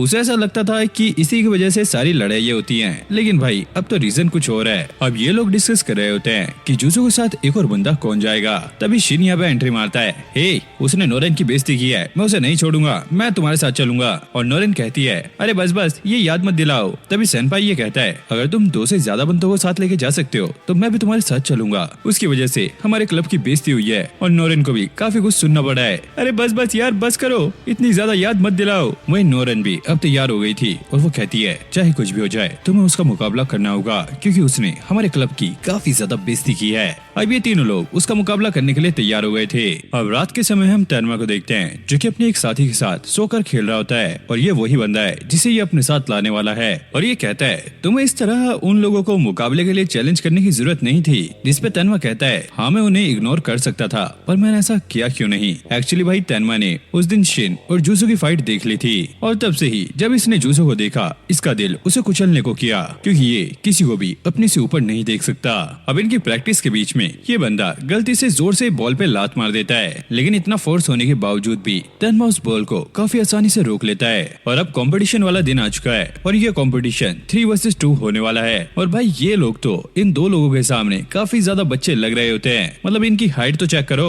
और जूजो तेनमा से ये कहता है अगर तुम इस चैलेंज को जीते तो नोरेन तुम्हारी गर्लफ्रेंड बन सकती है, लेकिन मैं एक चीज क्लियर कर दूं, अगर हम इस चैलेंज को जीते तो तुम्हें हमारे क्लब की सभी लड़कियों से माफी मांगनी होगी। और तेनमा कहता है हाँ ठीक है, लेकिन माफी तो मैं तभी मांगूंगा जब मैं हारूंगा और मैं कभी नहीं हारता। अब इनका मैच यहाँ पे स्टार्ट हो गया था। मैच स्टार्ट होते ही ये बॉल जूजो के पास होती है लेकिन तभी तेनमा आकर उससे वो ले लेता है और एक जोरदार किक मारता है, लेकिन ये बॉल जाकर सीधा नेट से टकराती है और ये नेट यहाँ पे गिर जाता है लेकिन इसका फोर्स काफी ज्यादा था। और अब ये बॉल जूजो के पास होती है। जूजो यहाँ पे इस बॉल को इतनी जोर से किक मारता है कि तेनमा भी इस बॉल को रोक नहीं पाता क्योंकि इसका फोर्स काफी ज्यादा होता है और इस तरह अपनी टीम का पहला गोल हो जाता है। तेनमा का साथी ये देखकर काफी ज्यादा शॉक था कि तेनमा ने कल उसकी बॉल को काफी आसानी से रोक लिया था, लेकिन आज इस बच्चे की बॉल को वो रोक भी नहीं पाया। जूजो कहता है, मुझे किकिंग का काफी साल का एक्सपीरियंस है, तुम मुझे इसमें नहीं हरा सकते। जूजो को ऐसा खेलता हुआ देखकर सभी लड़कियां उसकी तारीफ करने लगती हैं। फिर हम शिन को देखते हैं, जिसका निप्पल भाई कहीं गिर चुका है और वो पूरी तरह से हिलने लगता है। ये देखकर लड़कियां उसकी बेइज्जती करने लगती हैं। अबे इसका छुपा छुप कहाँ गिर गया है, इसको उठा के तो कोई, ये साला नल्ला, लेकिन इसके बिना तो ये कुछ कर ही नहीं सकता। तभी लड़कियों को ये पता लगता है इसके पास एक और निप्पल है जो कि इसने बैग में रखा हुआ है, तो वो लेने के लिए ये लड़कियां वहाँ से चली जाती हैं। और आते हुए उन्हें ये पता लगता है कि आखिरकार क्यों हर टाइम ये अपने मुंह में निप्पल लगा के रखता है, क्योंकि बचपन में उसकी माँ ने एक बहुत ही प्यारी मुस्कुराहट के साथ उसे ये निप्पल दिया होता है, क्योंकि बच्चों के ऐसे लगाते हैं। और तभी से भाई ये बंदा यही लगा के रखता है। जब तक ये लड़कियां वहाँ पे पहुँचती है वो देखती है शिन की हालत काफी ज्यादा खराब हो चुकी है, क्योंकि भाई वो बार बार बॉल को रोकने के लिए सारे हमले अपने ऊपर ले रहा होता है। अब वो लड़कियां ये निप्पल नोरेन को देके कहती है, जाओ जल्दी से ये शिन को दे दो वरना वो मारा जाएगा। और नोरेन भी उसे शिन की तरफ फेंक देती है और अगले ही पल तेनमा ने जो बॉल किक की होती है, शिन काफी आसानी से उस बॉल को रोक लेता है और गोल गोल घूम रहा होता है, जैसे ये उसके लिए बच्चों का काम हो। और फिर से अब ये फॉर्म में आ चुका है। जिसके बाद जूजो बॉल लेके जा रहा होता है, तेनमा उसे छीनने की ट्राई कर रहा होता है और वो इसे छीन भी लेता है, लेकिन जूजो आगे आकर उससे वो बॉल छीनने लगता है और वो छीन के इस पे किक करता है, लेकिन ये लाइन के बाहर चली गई थी, तो इससे किसी का भी गोल नहीं होता। अब जूजो ये कह रहा होता है, बड़े दिन बाद मुझे स्पोर्ट्स खेल के मजा आ रहा है, लेकिन मुझे नहीं लगता कि मैं अच्छा परफॉर्म कर रहा हूँ, लेकिन कुछ भी हो जाए मैं उन्हें यहाँ पे जीतने नहीं दूंगा। अब तेनमा का साथी ये नोटिस करता है कि तेनमा को काफी ज्यादा गुस्सा आ रहा है। तभी हम एक दिन पुराना सीन देखते हैं और ये तेनमा से कह रहा होता है, तुम जूजो को इसीलिए टारगेट कर रहे हो ना क्योंकि तुम्हें अपने लिए एक राइवल चाहिए। बचपन से ही तुमसे बेहतर कोई भी नहीं निकला, बाकी सबको हराना तुम्हारे लिए बच्चों का काम था, लेकिन शायद तुम्हें जूजो में कुछ अलग दिखा। और तेनमा कहता है, अरे नहीं ऐसा कुछ भी नहीं है, तुम्हें पता है ना मुझे लोगों को हराने में बहुत ज्यादा मजा आता है। हर एक स्पोर्ट में उनका एक लेजेंड है और उन जितना बेहतर कोई भी नहीं बन सकता, इसलिए मैं अपने तीनों ही स्पोर्ट्स में इतना ज्यादा बेहतर बनना चाहता हूँ कि मुझे कोई हराना तो छोड़ो वहाँ तक पहुँचने की सोचे बिना। ये तो सच है कि मैं अपने लिए कोई राइवल नहीं ढूंढ रहा हूँ, लेकिन मुझे अपने लेवल का अभी तक कोई मिला नहीं है, इसलिए मैं काफी ज्यादा परेशान हूँ। और प्रेजेंट में तेनमा काफी ज्यादा सीरियस हो गया था। फिर हमें पता लगता है कि तेनमा जब भी अपना स्पोर्ट्स खेलता है तो वो फुल अपनी पोटेंशियल का इस्तेमाल नहीं करता, वो अपने आप को कुछ बंदिशों में बांध के रखता है और फिर भी वो लोगों को हरा देता है। इसलिए अभी तक उसने किसी भी स्पोर्ट्स में अपनी फुल पोटेंशियल का इस्तेमाल नहीं किया था, लेकिन आज वो ऐसा करता है। अब क्या तो सनपाई उससे बॉल छीनने के लिए जा रहा होता है, लेकिन तेनमा का फोर्स इतना ज्यादा था कि वो ऐसा नहीं कर पाता और वो शिन से भी बचता हुआ जूजो के सामने चला गया था और वो बॉल जूजो के ऊपर से निकाल के अपना पहला गोल कर देता है। अब ये देखकर सभी लोग तेनमा तेनमा चिल्लाने लगते हैं, क्योंकि उसकी काबिलियत काफी ज्यादा कमाल की है और लोगों को पता था ऐसा हो नहीं है। अब थोड़ी देर बाद हम देखते हैं जूजो अपने साथियों से ये कह रहा होता है, अगर मैं इन दोनों का अकेले सामना करूं तो क्या तुम्हें कोई दिक्कत तो नहीं है। वैसे इसके पास कोई प्लान नहीं था, लेकिन फिर भी इसके साथी पता नहीं क्यों मान जाते हैं। अब दोबारा से मैच स्टार्ट होता है। जूजो यहाँ पे अकेला होता है और तेनमा और उसका साथी था। तेनमा कहता है, तुम अकेले आए हो, लेकिन फिर भी इस मैच को हार के ही जाओगे। जिसके बाद तेनमा फुल पोटेंशियल से यहाँ पे बॉल को निकालने का ट्राई कर रहा होता है, लेकिन वो जूजो के सामने से बच के नहीं निकल पा रहा होता है। जूजो के साथी भी ये देखकर काफी ज्यादा शौक हो गए थे और अब जाके उसे इस गेम में और भी ज्यादा मजा आने लगा है। जैसे जैसे जूजो बड़ा होता गया उसका सारी गेम में इंटरेस्ट खत्म होता रहा और उसे ये गेम्स बोरिंग लगने लगी। लेकिन अब प्रेजेंट में जूजो तेनमा को थैंक्स बोलता है, क्योंकि इसे इस गेम में काफी ज्यादा मजा आ रहा होता है। और तेनमा का साथी जूजो को ऐसा देखकर काफी ज्यादा शौक हो गया था, क्योंकि जूजो पहले से भी काफी ज्यादा एक्टिव लग रहा होता है। अब ये दोनों बॉल को छीनने की ट्राई कर रहे होते हैं, लेकिन जूजो का जो फोर्स होता है वो काफी ज्यादा होता है। तेनमा भी उसे रुका नहीं पाता और इस तरह जूजो अपना पहला गोल कर देता है। ये देखकर पूरे स्टेडियम में अब हल्ला मच जाता है कि जूजो अकेला ही इन दोनों को टक्कर दे रहा है और ये देखकर तेनमा को काफी ज्यादा सदमा लगता है। अब तेनमा के पास बॉल आई होती है, लेकिन वो यहाँ पे कोई भी मूवमेंट नहीं करता और वो सीधा कहता है, मैं अपनी हार मानता हूँ। ये सुनकर सभी लोग काफी ज्यादा शॉक होते हैं। जूजो कहता है, ये तुम क्या कह रहे हो? तेनमा बताता है, अभी जो हमारा क्लैश हुआ था उसकी वजह से मेरे पैर में एक चोट आ गई है। अगर मैं गेम को कंटिन्यू रखता हूँ तो शायद आगे मुझे प्रॉब्लम आ सकती है, तो इसलिए मैं गेम को क्विट करता हूँ और अपनी हार मानता हूँ और इस छोटी मोटी शर्त के लिए मैं अपने फ्यूचर को दाव पे नहीं लगा सकता। ये सुनकर भाई सारे लोग तेनमा की बेइज्जती करने लगते हैं, लेकिन भाई उसे इससे कोई भी फर्क नहीं पड़ता और वो अपने साथी से कहता है, क्या तुम मुझे लेके चल सकते हो? क्योंकि मेरा पैर टायर सही से काम नहीं कर रहा है और उसका दोस्त कहता है, अबे तू पागल है क्या, तेरा वजन इतना ज्यादा है, मैं तुझे लेके चलूंगा ना, उल्टा मैं ही गिर जाऊंगा। लेकिन चिसातो उनकी बात सुन लेती है और वो उसकी हेल्प करने के लिए पहुंच जाती है। तन्मा कहता है, तुम मेरी हेल्प क्यों कर रही हो, अभी तक तो मैंने तुमसे माफी भी नहीं मांगी। और वो कहती है कि तुम्हारी उस बदतमीजी की वजह से मुझे काफी ज्यादा बुरा लगा था, लेकिन अभी मैटर थोड़ा सा अलग है, तुम्हें चोट लगी है तो मुझे तुम्हारी हेल्प करनी चाहिए। तुमने अपनी चोट के बाद अपने फ्यूचर के बारे में सोचा, जो कि एक समझदार इंसान की निशानी है। तन्मा उसकी ये बातें सुनकर खड़ा हो गया था और वो कहता है, मुझे माफ कर देना, मैंने तुमसे बदतमीजी की थी, मुझे ऐसा नहीं करना चाहिए था। और वैसे मैं ये माफी उस शर्त की वजह से नहीं मांग रहा हूँ, मुझे सच में दिल से काफी ज्यादा बुरा लग रहा है। फिर हम जूजो को देखते हैं और जैसे ही वो यहाँ पे एंट्री लेता है उसकी हालत कुछ ऐसी होती है क्योंकि उसने तन्मा को काफी कड़ी टक्कर दी है। तो अब बाकी स्पोर्ट्स क्लब के जितने भी मेंबर होते हैं वो उसे अपनी टीम में लेना चाहते हैं। तभी इनके क्लास में तन्मा आता है और वो कहता है, मैं यहाँ पे तुम्हारे क्लब को ज्वाइन नहीं करने आया, बस मुझे चितासु से बात करनी है, मुझे तुम्हारी बातें काफी अच्छी लगी और मैं पूछना चाहता हूँ क्या तुम मेरी गर्लफ्रेंड बनोगी। ये सुनकर सभी लोग शौक हो जाते हैं और ये लड़की भी भाई पगलेट बन जाती है। वहीं ये देखकर उसका भाई भड़क जाता है, क्या इसे अपनी जिंदगी से प्यार नहीं है, मेरे सामने ही मेरी बहन को प्रपोज कर रहा है। अब बाहर आने के बाद जूसो तन्मा से मिलता है और वो उसे बताने लगता है, उस मैच के बाद सभी लोगों का ध्यान मेरे ऊपर आ गया है और इस वजह से मैं भाई ठीक से पढ़ भी नहीं पा रहा हूँ। नोरन भी वहाँ पर आ गई थी और वो छुप के इनकी बातें सुन रही होती है। तन्मा कहता है, तुम्हारी काबिलियत काफी ज्यादा कमाल की है, कब तक तुम लोगों से ये छुपा के रहोगे, कभी न कभी ये तो सामने आएगी ही। जिसपे जूसो कहता है, हाँ मुझे पता है मेरी काबिलियत कमाल की है, लेकिन मैं अपनी स्कूल लाइफ को एंजॉय करना चाहता हूँ। और नोरन ने ये सारी बातें सुन ली थी और ये सुनकर वो काफी ज्यादा शौक होती है। अब तन्मा की मदद से जूजो ने ये बात फैला दी थी कि वो पहले से ही इंजर्ड था, जिस वजह से वो जूजो से हार गया।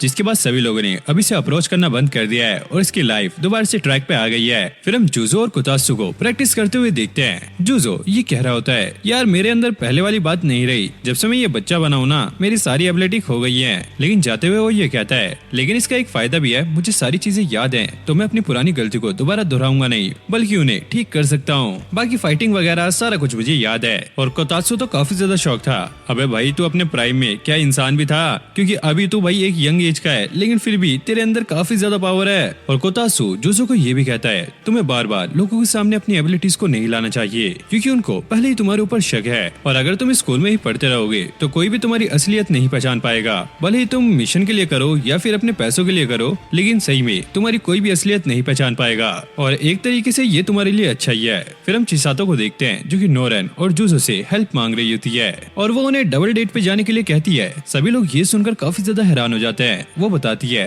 तन्मा बार बार उसे अप्रोच करता रहता है और चिसातो ने गलती से उसे एक डेट के लिए हाँ कह भी दिया था, लेकिन उसने ये कंडीशन रखी थी कि वो तभी डेट पे जाएगी जब जूजो और नोरन भी साथ में आएंगे। लेकिन ये लोग तो इसे साफ मना कर रहे होते हैं, भाई इसमें हमें मत घसीटो। लेकिन चिसातो भाई रोमांस के मामले में बिल्कुल बेकार है। वो कहती है, बस एक बार हेल्प कर दो यार, बाद में मैं तुम्हारी हेल्प नहीं लूंगी। इसे ऐसा लगा था कि एक डेट पे जाके सारा कुछ फिक्स हो जाएगा, लेकिन इसकी दोस्त साफ मना कर देती हैं। अब डबल डेट वाला दिन आ गया था जहाँ पे सबसे पहले नोरन आई होती है, उसके बाद चिसातो और फिर यहाँ पे तन्मा आ गया था, जो कि भाई जिम के ही कपड़े पहन के आ गया था। चिसातो को ये थोड़ा सा अजीब लगता है, लेकिन तन्मा भाई काफी ज्यादा सीधा है, उसे ये चीज भी समझ नहीं आती कि अजीब क्यों है। अब जूजो भी यहाँ पे पहुंच गया था, जो कि सबसे अलग लग रहा होता है। लड़कियां भी उसे देखकर काफी ज्यादा शौक हो गई थी, अबे यार ये क्या बन के आया है, और उसे देखकर ऐसा लग रहा होता है कि भाई वो इस जनरेशन का तो है ही नहीं। फिर हमें पास्ट का सीन दिखाया जाता है और कुतात्सु ने उससे पूछा होता है कि तुम वहाँ पे क्या पहन के जाओगे, और जूजो कहता है, मैं तो कुछ नॉर्मल सा पहन के चला जाऊंगा। कुतात्सु ये सुनकर शौक हो गया था, क्योंकि इसका नॉर्मल बूढ़े जैसा होने वाला है। अब चिसातो ये सोच रही होती है, इनका पूरा ही ग्रुप कितना ज्यादा वियर्ड लग रहा है यार, एक बंदा जो कि स्पोर्ट्स के कपड़े पहन के है, दूसरा एक बुड्ढो की तरह बन के है, और एक लड़की जो कि काफी ज्यादा रिच है, और एक बिल्कुल ही नॉर्मल। अब ये लोग टाउन में घूम रहे होते हैं, तभी जो जूजो होता है उसका पैर यहाँ पे फिसल जाता है और वो एकदम से ये कहता है, अबे यार यहाँ तो कुछ और जगह हुआ करती थी। और उसने ना ये चीज इतनी वियर्ड तरीके से बोली होती है जैसे कि कोई बूढ़े बोलते हैं, और फिर उसे पता लगता है भाई उसने यहाँ पे सारा कुछ मेस्ड अप कर दिया है। और नोरन ने ये चीज नोटिस कर ली थी, ये काफी ज्यादा वियर्ड एक्टिंग कर रहा है, और जूजो को भी समझ आ गया था कि अगर वो ऐसा ही करता रहेगा तो वो पकड़ा जाएगा। तो वो यहाँ पे बहाने बनाने लगता है कि उसने ये सारा कुछ एक ऑनलाइन बुक में पढ़ा था। अब ऐसे ही आगे चलते हुए ये लोग खाने की बात करने लगते हैं कि इन्हें क्या खाना चाहिए। नोरन कहती है, यहाँ पे पास में ये रामेन शॉप है, हमें वहाँ पे चलना चाहिए। लेकिन तन्मा इस चीज के लिए मना कर देता है, क्योंकि भाई वो स्पोर्ट्स खेलता है, उसे हेल्दी चीजें खानी होती है, तो वो आज चीट मील तो नहीं खा सकता, क्योंकि वो अपनी ट्रेनिंग काफी खतरनाक तरीके से करता है। तभी जूजो उनसे कहता है, चलो पास में ये कॉफी शॉप है, ये हमारे लिए बढ़िया रहेगा।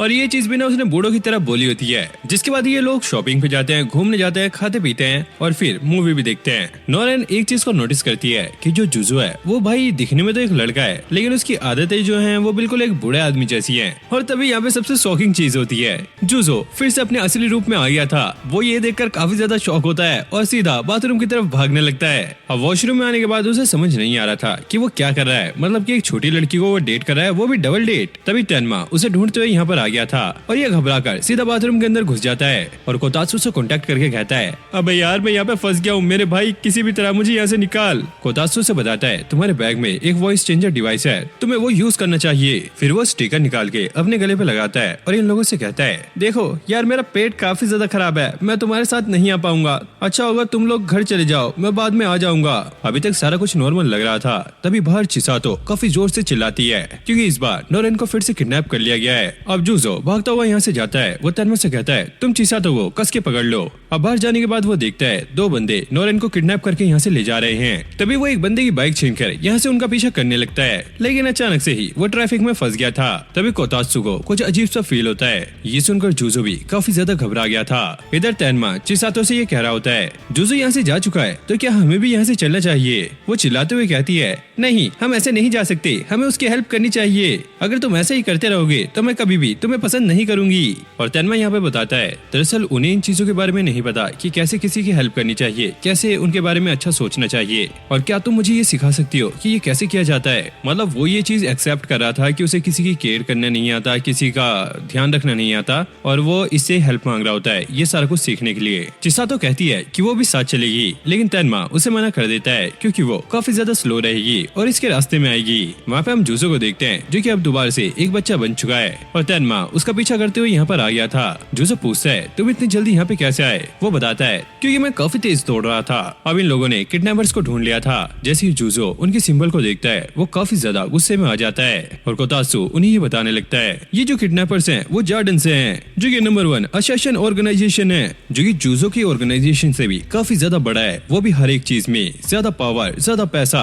और ज्यादा इन्फ्लुएंस, और इनके जो हाईएस्ट रैंक के मेंबर होते हैं उन्हें ब्लैक रैंक्ड असेसिन कहा जाता है। अब इनमें से एक बंदे का नाम था काजुमा, जो कि ये बता रहा होता है, दरअसल मेरे छोटे भाई का नाम है एजी, जो कि नोरेन को काफी ज्यादा पसंद करता है और वह हिप्नोसिस का इस्तेमाल करके इसे अपने प्यार में डालना चाहता है। लेकिन सबसे वियर्ड बात ये थी, जो यहाँ पे इसका भाई था एजी, वो बहुत कम ही बोलता था, जैसे कि हाँ ओ ओके, और जो शौक होकर कहता है, अबे ओए क्या अपने साथ जिंदा लाश लेके घूम रहा है, ये कुछ करता भी है। और काजुमा कहता है, हाँ ये बिल्कुल जिंदा है। अब काजुमा तेनमा के सामने एक ऑफर रखता है, अगर वो जुजो को छोड़ के यहाँ से चला जाए तो वो चिसातो को हिप्नोसिस की मदद से इसके प्यार में डाल सकता है। और भाई जुजो के लिए तो ये काफी ज्यादा वियर्ड हो गया था, लेकिन तेनमा साफ ही मना कर देता है, अगर मुझे किसी को प्यार करना हो वो भी धोखा देकर, तो मुझे यहाँ पे हार नहीं पसंद है, मैं ऐसे किसी को धोखा देकर उससे प्यार नहीं कर सकता।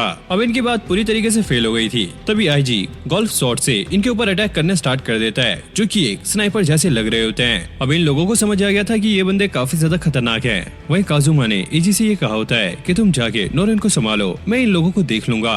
अब जुजो यहाँ पे फंसा हुआ था क्योंकि उसके पास कोई भी हथियार नहीं होता। कोतात्सु उसे एक साइड जाने के लिए कहता है क्योंकि उसने वहाँ पे ड्रोन से हथियार भेजे होते हैं। अब जुजो जैसे वहाँ पे पहुँचता है, काजुमा पहले उस ड्रोन को उड़ा देता है। अब जुजो यहाँ पे फंस गया था क्योंकि सामने काजुमा खड़ा होता है। तभी वो पीछे देखता है, गन उसके पास ही पड़ी हुई है और वो यहाँ पे एक आइडिया लगाता है। वो एक पाइप लेकर यहाँ पे फेंक देता है। एजी जैसे ही गोल्फ बॉल से उसके ऊपर अटैक करता है और ये जो बॉल होती है वो सीधा पाइप पे लगती है, जिससे ये गन रिफ्लेक्ट होकर जुजो के हाथ में आ गई थी। और अब वो काजुमा के सामने जाकर कहता है, तुम्हें क्या लगता है कि तुम हिप्नोसिस की मदद से किसी को भी अपने प्यार में डाल सकते हो? अगर तुम्हें ऐसा ही लगता है तो ये भ्रम मैं तुम्हारा अब तोड़ने वाला हूँ। फिर हम काजुमा को देखते हैं जिसने आने से पहले जुजो के बारे में काफी सारी रिसर्च की होती है और उसे पता लगता है ये एक लेजेंडरी हिटमैन है और उसके जो मिशन के सक्सेस रेट थे वो काफी ज्यादा है और वो हथियार चलाने में भी काफी ज्यादा माहिर है और इसीलिए उसे डेविल का लेफ्ट हैंड कहा जाता है। फिर हम चिसातो को देखते हैं जो कि अपने दोस्तों की चिंता कर रही होती है। इधर जुजो ने काजुमा के एक हाथ पे फायर कर दिया था।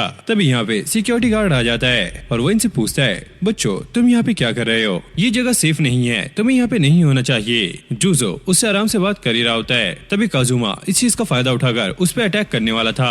अब जुजो सोच रहा होता है अगर वो इसके अटैक से डॉज करेगा तो ये अटैक जाके उस गार्ड के लग सकता है और ये नहीं चाहता कि उसकी वजह से कोई बेकसूर मरे। और तभी जुजो पीछे मुड़ के उसकी बुलेट पे ही फायर कर देता है और दोनों ही बुलेट यहाँ पे आपस में टकराती हैं, जिससे किसी को भी कोई नुकसान नहीं होता। लेकिन काजुमा पूरा ही शॉक हो गया था, क्योंकि कोई भी नॉर्मल इंसान ऐसा नहीं कर सकता। ये सिर्फ एक लेजेंडरी हिटमैन ही कर सकता है, जिसका नाम था जुजो ओगामी, और इस लड़के का नाम भी बिल्कुल सेम है। तो क्या यही वो लेजेंडरी हिटमैन है? कोतात्सु उसे सुनाने लगता है, अरे मैंने आपसे पहले ही कहा था आप नाम चेंज कर लो, देखो यहाँ पे फंस गए ना।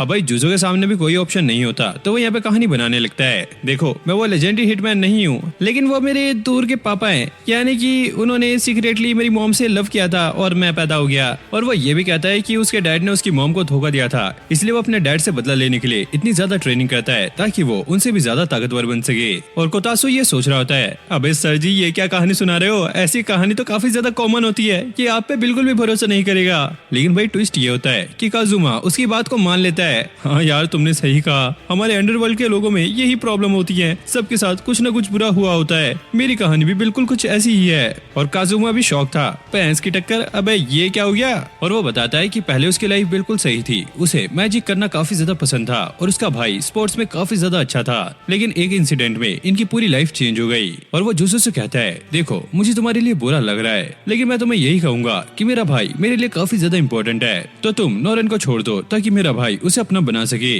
और एक बार ऐसा हो गया तो उसके पास जो भी सीक्रेट मेडिसिन है उसकी मदद से मैं अपने भाई को ठीक करवा सकता हूँ। और जुजो कहता है, अबे क्या तेरे दिमाग भी ढीला है क्या, उसका पेंच वेच हिला हुआ है क्या। अब काजुमा अपना लाइटर निकाल के उस गार्ड पे अपने मैजिक का इस्तेमाल करता है और उसे हिप्नोटाइज कर देता है। अब वो जुजो पे अटैक करने लगता है, लेकिन जुजो एक ही अटैक में उसे यहाँ पे बेहोश कर देता है। अब काजुमा ये रिवील करता है कि मुझे पता था कि ऐसा कुछ होने वाला है, इसलिए मेरे पास प्लान भी पहले से ही तैयार था। उसने काफी पहले से ही इसकी तैयारी कर रखी होती है, उसने काफी सारे सिविलियंस को हिप्नोटाइज किया होता है, और जैसे आसपास के लोगों को कॉल आती है वो सारे हिप्नोटाइज हो गए थे।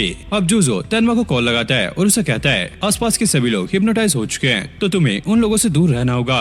लेकिन तेनमा इस चीज को अपने लिए अपॉर्चुनिटी समझ रहा था ताकि वो अपने आप को स्ट्रॉन्ग दिखा सके।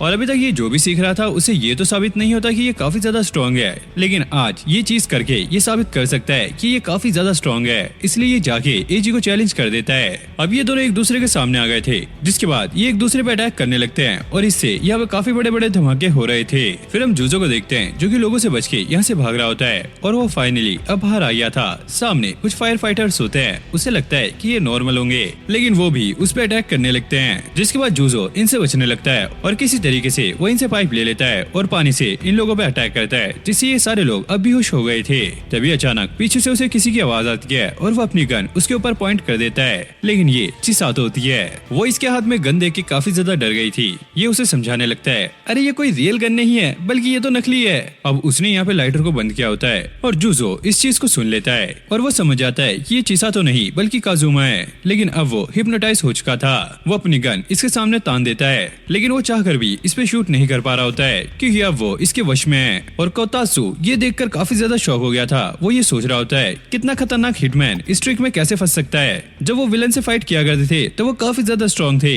लेकिन शायद अब वो एक बच्चे बन चुके हैं तो उनमें काफी सारी वीकनेस आ गई है। पहला तो उनके दोस्त जिन्हें वो चाहकर भी हार्म नहीं करना चाहते, और दूसरा पब्लिक जो कि इनके सामने ही है। अब जुजो हवा में कुछ फायर करता है, काजुमा को समझ नहीं आता ये क्या करना चाह रहा है, जिसके बाद वो उसके साइड में फायर करता है। इससे काजुमा का ध्यान भटकता है और जुजो यहाँ से भागकर कहीं छुप जाता है। अब काजुमा एक बंदे को पकड़ के लाता है और उसे यहाँ पे वो मारने वाला होता है, वो भी उसी के हाथों। और जुजो से वो कहता है, अगर तुम्हें यही खेल खेलना है तो देखो कैसे अब एक मासूम इंसान तुम्हारी आंखों के सामने मारा जाएगा।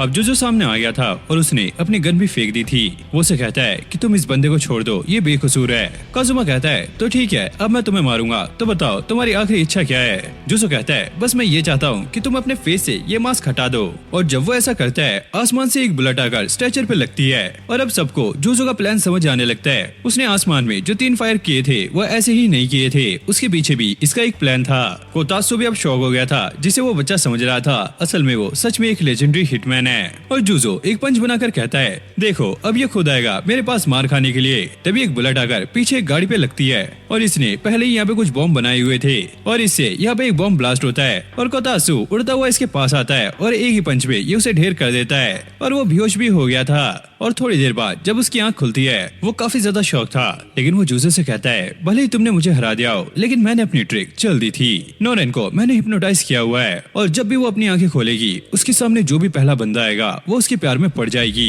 ये सुनकर भाई जूजो वहाँ से तेजी से भागने लगता है और वो यही प्रे कर रहा होता है, नोरेन प्लीज अभी आंखें मत खोलना। अब हम नोरेन का सपना देखते हैं जहाँ पे वो अपने अंकल से फाइट कर रही होती है कि किसी को भी ये रामेन बिल्कुल भी पसंद नहीं आएगी और जूजो भागता हुआ ये सोच रहा होता है, नोरेन प्लीज आंखें मत खोलना, अगर उसने आंखें खोल दी तो बहुत बड़ी गड़बड़ हो सकती है। और यहाँ जो फाइट चल रही होती है ना वैसे ही धमाके नोरेन के सपने में हो रहे होते हैं। तेनमा और इजी की फाइट भी काफी ज्यादा खतरनाक चल रही होती है, जिसके बाद ये लोग एक छोटा सा ब्रेक लेते हैं और ये एक दूसरे की तारीफ भी करते हैं कि ये काफी अच्छा खेल रहे हैं। और तेनमा कहता है तो फिर हम लड़ क्यों रहे हैं, हम बैठ के बात कर लेते हैं। लेकिन इजी बताता है कि वो एक मिशन पे है, उसे ऐसा करना ही पड़ेगा। जूजो भी यहाँ पर आ गया था, वो तेनमा से पूछता है अबे भाई तुम्हारी फाइट भी अभी तक चल रही है क्या? जिस पे तेनमा कहता है हाँ यहाँ तो चल रही है, क्या तुम्हारा काम खत्म हुआ? और जूजो गलती से ये कह देता है कि हाँ उसने उस बंदे को खत्म कर दिया है। इजी को ये सुनकर काफी ज्यादा गुस्सा आता है और वो उन लोगों के पीछे हाथ धो के पड़ जाता है और तेनमा उसे ही सुना रहा होता है, अबे यार तूने ये क्या कह दिया, वो तो पगला गया है। अबे मैंने तो बस यही बोला कि मैंने उसे निपटा दिया है, यानी कि वो बेहोश पड़ा है।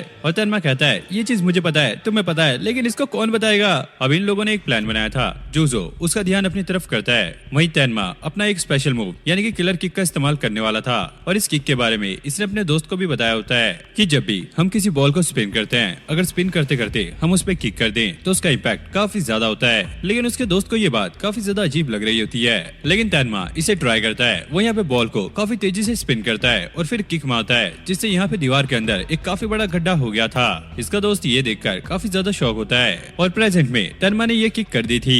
इजी ने भी इसे काउंटर करने के लिए गोल्फ बॉल वहाँ पे फेंकी होती है, लेकिन वो बॉल इस अटैक को नहीं रुका पाती और इजी के ये अटैक लग जाता है और अब वो बेहोश हो गया है। तेनमा जूजो से ये पूछता है आखिरकार ये लोग थे कौन और यहाँ पे क्या चल रहा है? और तभी नोरेन की आंख भी खुल जाती है और उसके सामने जूजो खड़ा होता है। पहले तो उसे समझ नहीं आता कि यहाँ पे क्या चल रहा है, लेकिन उसे जूजो काफी ज्यादा अच्छा लगने लगता है और वो उसे हक भी कर लेती है। और कोतात्सु जूजो से पूछ रहा होता है अरे हुआ क्या है, तुम एंजॉय करो ना। और जूजो कहता है अबे यार मैंने तुझे कितनी बार बताया कि ये लड़की मेरी बेटी के बराबर की है, मैं ऐसा कैसे कर सकता हूँ? और वो इससे काफी ज्यादा परेशान हो गया था, तो वो इसे एक चौक मार के यहीं पे बेहोश कर देता है। तेनमा पूछता है अबे तूने ये क्या किया? अरे टेंशन मत लो, इसके गाल पे मच्छर था।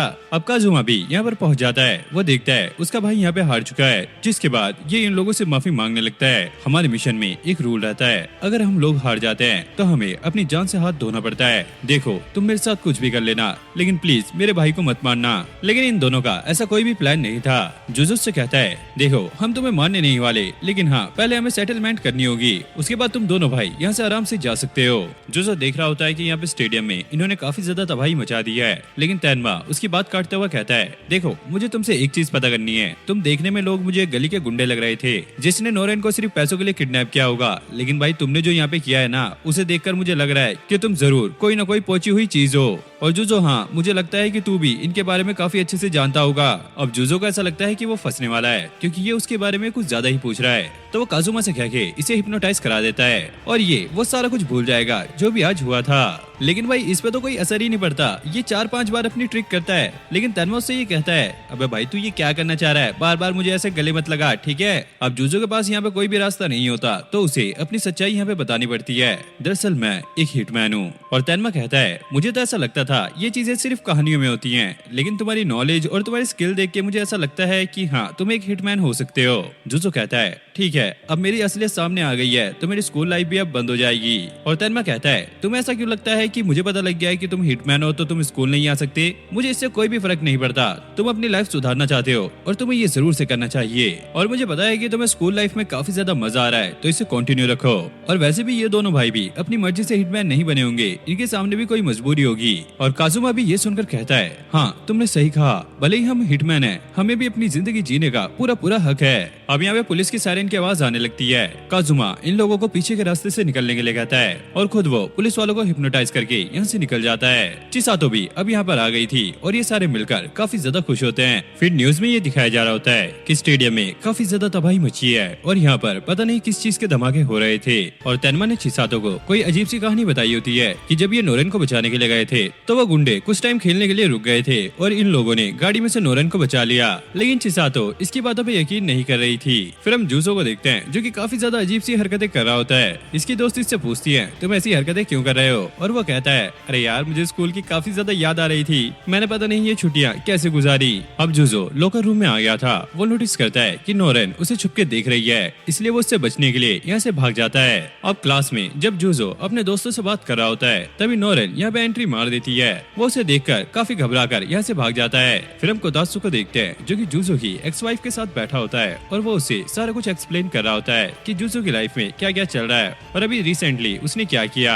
और उसकी वाइफ ये सुनकर काफी ज्यादा हंस रही होती है और कोतात्सु ये भी बताता है कि उस दिन थिएटर में क्या हुआ था। और वो पूछती है क्या जूजो ने उस टाइम कुछ खाया था। कोतात्सु कहता है नहीं ऐसा तो कुछ नहीं खाया था जिनसे उनका पेट खराब हो। वो कहती है कि तुम्हें जूजो से ये पता करना होगा कि उस दिन उसने क्या क्या खाया था, और क्या तुम्हें पता है कि मित्सुओका जो वो चीज थी वो आर्टिफिशियली बनाई गई है। अगर हमें उसके बारे में पता करना है तो हमें उन लोगों को ढूंढना होगा जिन लोगों ने इसे बनाया है। अब जूजो कैंटीन में बैठ के आराम से खाना खा रहा होता है, लेकिन जैसे ही वो नूरन को देखता है वो खाने को एकदम से ठूसने लगता है और खाकर वहाँ से निकल लेता है। अब रास्ते में जूजो को उसकी दो फ्रेंड मिलती हैं। वो कहती हैं कि हमें तुमसे कुछ काम है और वो उसे वहीं पे पकड़ लेती हैं और ये चीज करने के लिए उन्हें नोरेन ने कहा होता है। अब नोरेन सामने आ गई थी और वो उस पे काफी ज्यादा गुस्सा करती है। वो पूछती है कि वो उसे बार बार इग्नोर क्यों कर रहा है, जिसके बाद वो उसे प्रपोज भी करती है और बताती है कि वो उससे प्यार करती है। अब जूजो भी काफी ज्यादा शौक हो गया था और वो यहाँ से दुम दबा के भाग जाता है। अब नोरेन भी उसका पीछा कर रही होती है। जूजो उससे बचने के लिए क्लास से जंप लगा देता है।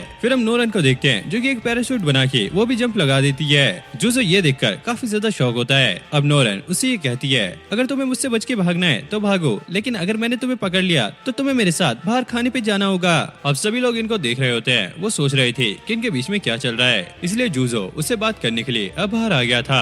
अब जूजो उसे ये बताता है वो इतने दिन से फेक डेटिंग कर रहे थे, लेकिन नोरेन उससे ये कह रही होती है कि वो उससे काफी ज्यादा प्यार करती है। जूजो को ऐसा लगता है कि काजुमा ने जो इसे हिप्नोटाइज किया है वो काफी ज्यादा हो गया है और वो उसे कहता है अरे यार मेरे दिल में तुम्हारे लिए कोई फीलिंग नहीं है, मैं तुमसे प्यार नहीं करता। और वो कहती है अगर तुम मुझसे प्यार नहीं करते तो मैं यहाँ से कूद के अपनी जान दे दूंगी। अब भाई वो कूदने वाली थी, जूजो उसे पकड़ लेता है और वो काफी ज्यादा रो रही होती है और वो सोच रहा होता है अरे यार ये इसके साथ क्या हो गया, ये तो पहले ऐसी नहीं थी। तभी उसके फोन पर एक फोन आता है और ये काजुमा का था। और जैसे जूजो को ये पता लगता है वो उसे काफी ज्यादा सुनाने लगता है अबे वो भड़वे ये तूने क्या कर दिया, ये तो अपने होश में नहीं है, तूने बोला था ये सही हो जाएगी। और वो कहता है अरे यार मैंने तुमसे कहा तो था जिसे ये पहले देखेगी उसके प्यार में ये पड़ जाएगी। अरे भाई मुझे कुछ नहीं पता, तू इसे जल्दी से ठीक कर, इसे ठीक होने में तो टाइम लगेगा। और जूजो बोलता है अरे मुझे कुछ नहीं पता, तू आज मुझे मिल और इसे ठीक कर। और काजुमा इस पर मान जाता है। अब जूजो नोरेन को लेकर काजुमा के पास जा रहा होता है। नोरेन को ऐसा लगता है कि वो एक डेट पे जा रहे हैं। अब ये लोग अम्यूजमेंट पार्क में आ गए थे। नोरेन कहती है कि उसे म्यूजियम में जाना है, वो जगह इसे काफी ज्यादा अच्छी लगती है। जिसके बाद ये लोग वहाँ पर पहुँच जाते हैं और जूजो काजुमा का आने का वेट कर रहा होता है। और ये लोग एक वॉल के पास थे जहाँ पे काफी सारे कप नूडल्स के डब्बे रखे होते हैं। जूजो उन्हें चीप कह देता है। नोरेन इस पे गुस्सा हो जाती है और वो कहती है कि इनके ऊपर काफी सारी रिसर्च की गई है और इन्हें चीप मत कहना, ये मुझे काफी ज्यादा पसंद है। जिसके बाद वो उससे माफी मांगता है। अब ये लोग मूवी देखने के लिए आ गए थे और फिर ये यहाँ पे नूडल्स बना के आराम से खाते हैं। अब बाहर आने के बाद नोरेन एक झूले में जाने के लिए कहती है, लेकिन जूजो उसे मना कर रहा होता है। लेकिन अगले सीन में हम देखते हैं ये लोग इस झूले पे झूल रहे होते हैं। अब यहाँ पर ये काफी ज्यादा एंजॉय कर रहे होते हैं। तभी नोरेन जूजो पे गिर जाती है और वो अचानक से यहाँ पे दरवाजा खोल देता है। जिसके बाद अब ये लोग नीचे आ गए थे और यहाँ पर काजुमा भी पहुंच जाता है जो कि अपना भेष बदल के आया होता है। जिसके बाद वो अपने हिप्नोटाइज का असर खत्म कर देता है और नोरेन बेहोश हो जाती है। जैसे उसकी आंखें खुलती हैं उसे समझ नहीं आता कि वो यहाँ पे क्या कर रही है और वो यहाँ पे कैसे आई। अब जूजो टेस्ट करने के लिए उससे ये पूछता है, नोरेन क्या तुम मुझसे प्यार करती हो? और वो उस पे गुस्सा होकर ये कहती है, नहीं हम दोनों सिर्फ दोस्त हैं। और जूजो ये सुनकर खुशी के मारे रोने लगता है। अब क्लास में टीचर सभी बच्चों को न्यू स्टूडेंट से इंट्रोड्यूस कराते हैं जो कि ईजी और काजुमा होते हैं। सभी लोगों ने देखकर काफी ज्यादा हैरान होते हैं क्योंकि इनकी हाइट काफी ज्यादा थी और नोरेन उन्हें देखकर ये सोच रही होती है कि इन लोगों को उसने पहले कहीं देखा है। कोतात्सु ये रिपोर्ट बना रहा होता है कि इस क्लास के अंदर अब 4 अशासन हैं और ऐसा होना काफी बड़ी प्रॉब्लम क्रिएट कर सकता है। इसलिए जूजो ने सबको एक मीटिंग के लिए बुलाया होता है। वो लोग उससे पूछते हैं कि तुमने हमें यहाँ पे क्यों बुलाया। ये सभी लोग अलग अलग अशासन ऑर्गेनाइजेशन से हैं। जूजो से कहता है हम सब हिटमैन्स को मिलकर साथ साथ रहना चाहिए और कोई भी प्रॉब्लम क्रिएट नहीं करनी चाहिए। काजुमा कहता है, देखो हम यहाँ पे कोई प्रॉब्लम क्रिएट करने के लिए नहीं आए, हम यहाँ पे पढ़ने के लिए आए हैं। और ये लोग मना कर रहे होते हैं कि मित्सुओ का भी अभी नहीं चाहिए, लेकिन शिन ये कहता है कि मैं इन लोगों के साथ नहीं रह सकता क्योंकि काजुमा ने उसका एक टारगेट चोरी किया था। काजुमा कहता है, वो मैंने इसलिए किया था क्योंकि तुम उसे नहीं मार पा रहे थे। और ऐसे ये बहस करते हुए आपस में लड़ना स्टार्ट कर देते हैं। जूजो उन्हें शांत कराता है और शिन जूजो से कहता है, सबसे बड़ी दिक्कत मुझे तुमसे है क्योंकि तुम्हारी वजह से ही मुझे मित्सुओ का नहीं मिल पाया और नोरेन को भी तुमने किडनैप करा दिया था, तो आज के बाद से नोरेन का ध्यान मैं खुद रखूंगा। अब नोरेन यहाँ पे आ गई थी। वो जूजो से कहती है, आज क्लब की कोई एक्स्ट्रा क्लास नहीं है तो हम दोनों साथ घर चलेंगे। अब नोरेन अपने शूज लेने के लिए आई होती है, लेकिन वो लॉकर में देखती है उसके शूज वहाँ पे नहीं है। और शिन उसे ये कहता है, देखो मैंने तुम्हारे शूज गर्म कर दिए। और वो कहती है, अरे बेवकूफ, ये गर्मी का ही टाइम चल रहा है। तभी अचानक से वो एक मक्खी को पकड़ लेता है, देखो तुम्हारे पास एक मक्खी थी।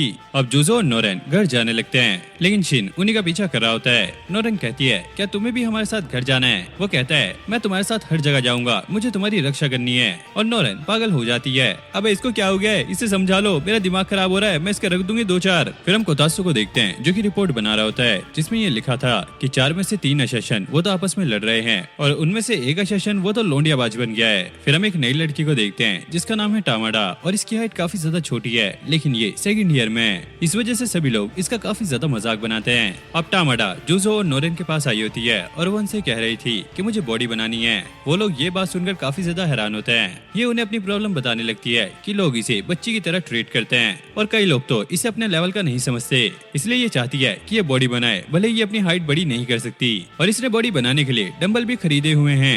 नोरेन कहती है, अगर आप बॉडी बना लोगी तो आप जो सिलाई करती हो वो कैसे करोगी? वो कहती है, मैं सारा कुछ कर लूंगी, लेकिन मुझे अपनी बॉडी बनानी है। और जूजो पूछता है, तो फिर इसके लिए आप मेरे पास क्यों आई? वो कहती है कि मैं चाहती हूँ कि आप तेनमा से मुझे मिला दो, वो मुझे काफी अच्छी टिप्स दे सकता है। लेकिन जूजो इस पे मना कर रहा होता है और वो बहुत ज्यादा रिक्वेस्ट करती है और ये उस पर मान जाता है। अब ये तेनमा के पास आ गए थे और ये लड़की उसे अपनी सारी प्रॉब्लम बता देती है। तेनमा कहता है कि सिर्फ बॉडी बनाने से कुछ नहीं होगा, अगर मैं और जूजो अपनी पे आ गए तो तुम्हें एक ही पंच में ढेर कर देंगे। और वो रोकर यहाँ से भाग जाती है। अब वो छत पे आ गई थी। जूजो उसका पीछा करते हुए यहाँ पे आ गया था और वो कहती है, क्या तुम्हें पता है कि मेरी हाइट छोटी क्यों है? क्योंकि मेरे मॉम डैड की भी हाइट काफी ज्यादा छोटी है। अब जूजो से बार में ले आया था जहाँ पे वो उसे मामा से मिलाता है जिसकी हाइट तेनमा से भी काफी ज्यादा होती है। और वो इस लड़की से कहती है, तुम्हें छोटी और क्यूट रहने में क्या दिक्कत है? जिसपे ये लड़की कहती है, मुझे तुम जैसा बनना है, बताओ उसके लिए मुझे क्या खाना होगा?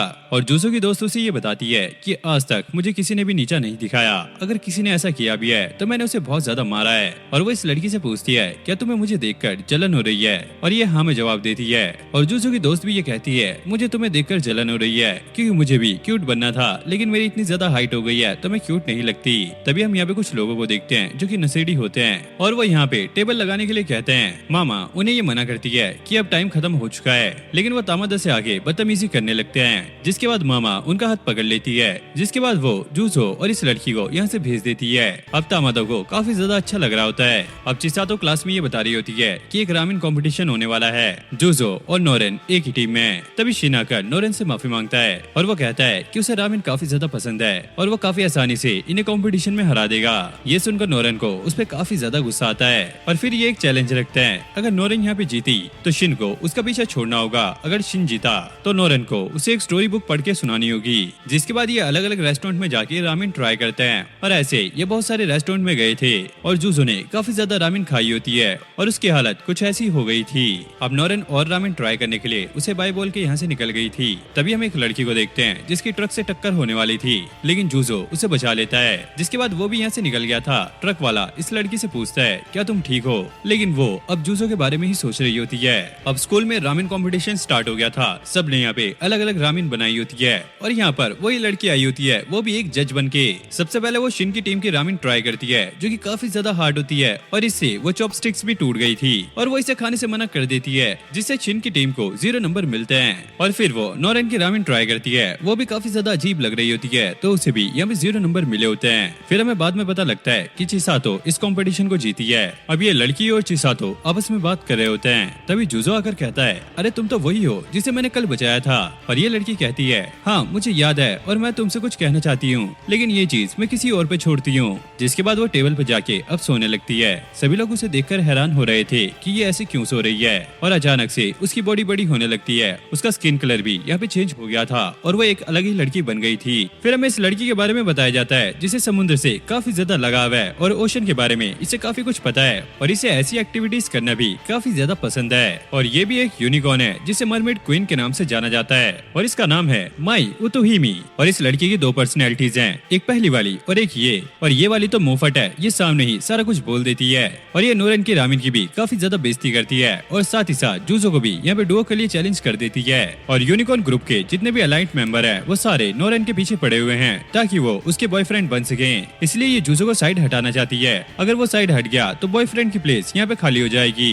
नोरेन पूछती है लेकिन इससे तुम्हें क्या मिलेगा? वो कहती है कि मुझे एक चीज का पता करना है। जब जूजो और तेनमा का मैच हुआ था तो जूजो ने उसे काफी आसानी से हरा दिया था, लेकिन बाद में ये पता लगा कि तेनमा के पैर में चोट लगी हुई थी। लेकिन ये बात मुझे बिल्कुल भी हजम नहीं हुई क्योंकि मैंने वो मैच देखा था और कल इसने मेरी दूसरी पर्सनैलिटी को भी बचाया था, इसलिए वो भी इसे काफी ज्यादा पसंद करती है और वो इसे प्रपोज कर रही होती है। सभी लोग ये देखकर काफी ज्यादा हैरान हो गए थे और जूजो कहता है देखो अगर नोरेन से मेरा ब्रेकअप भी हो गया तब भी मैं तुम्हें प्रपोज नहीं करूंगा क्योंकि मुझे किसी को भी डेट नहीं करना। और वो ये बात सुनकर ना काफी ज्यादा एक्साइटेड हो जाती है कि जूजो ने उसे काफी स्टाइलिश तरीके से रिजेक्ट किया है। नोरेन उस पर चिल्लाने लगती है तुम्हें दिख नहीं रहा है कि ये मेरा बॉयफ्रेंड है? और वो कहती है तो क्या हुआ, मैं भी तुम्हें पसंद करती हूँ लेकिन जीतता वही है जिसके अंदर काबिलियत होती है। और नोरेन उससे ये कहती है चलो एक डुएल करते हैं, अगर मैं जीती तो तुम जूजो से दूर रहोगी। और वो कहती है अगर मैं जीती तो जूजो मेरा हो जाएगा।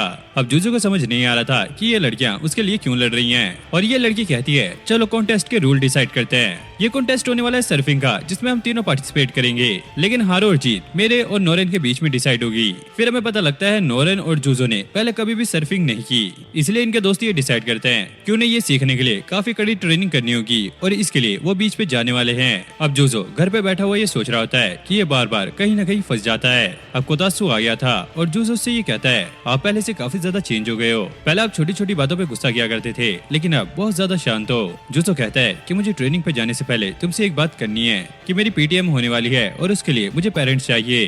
कोतात्सु कहता है अब टेंशन मत लीजिए, उसका इंतजाम हो जाएगा।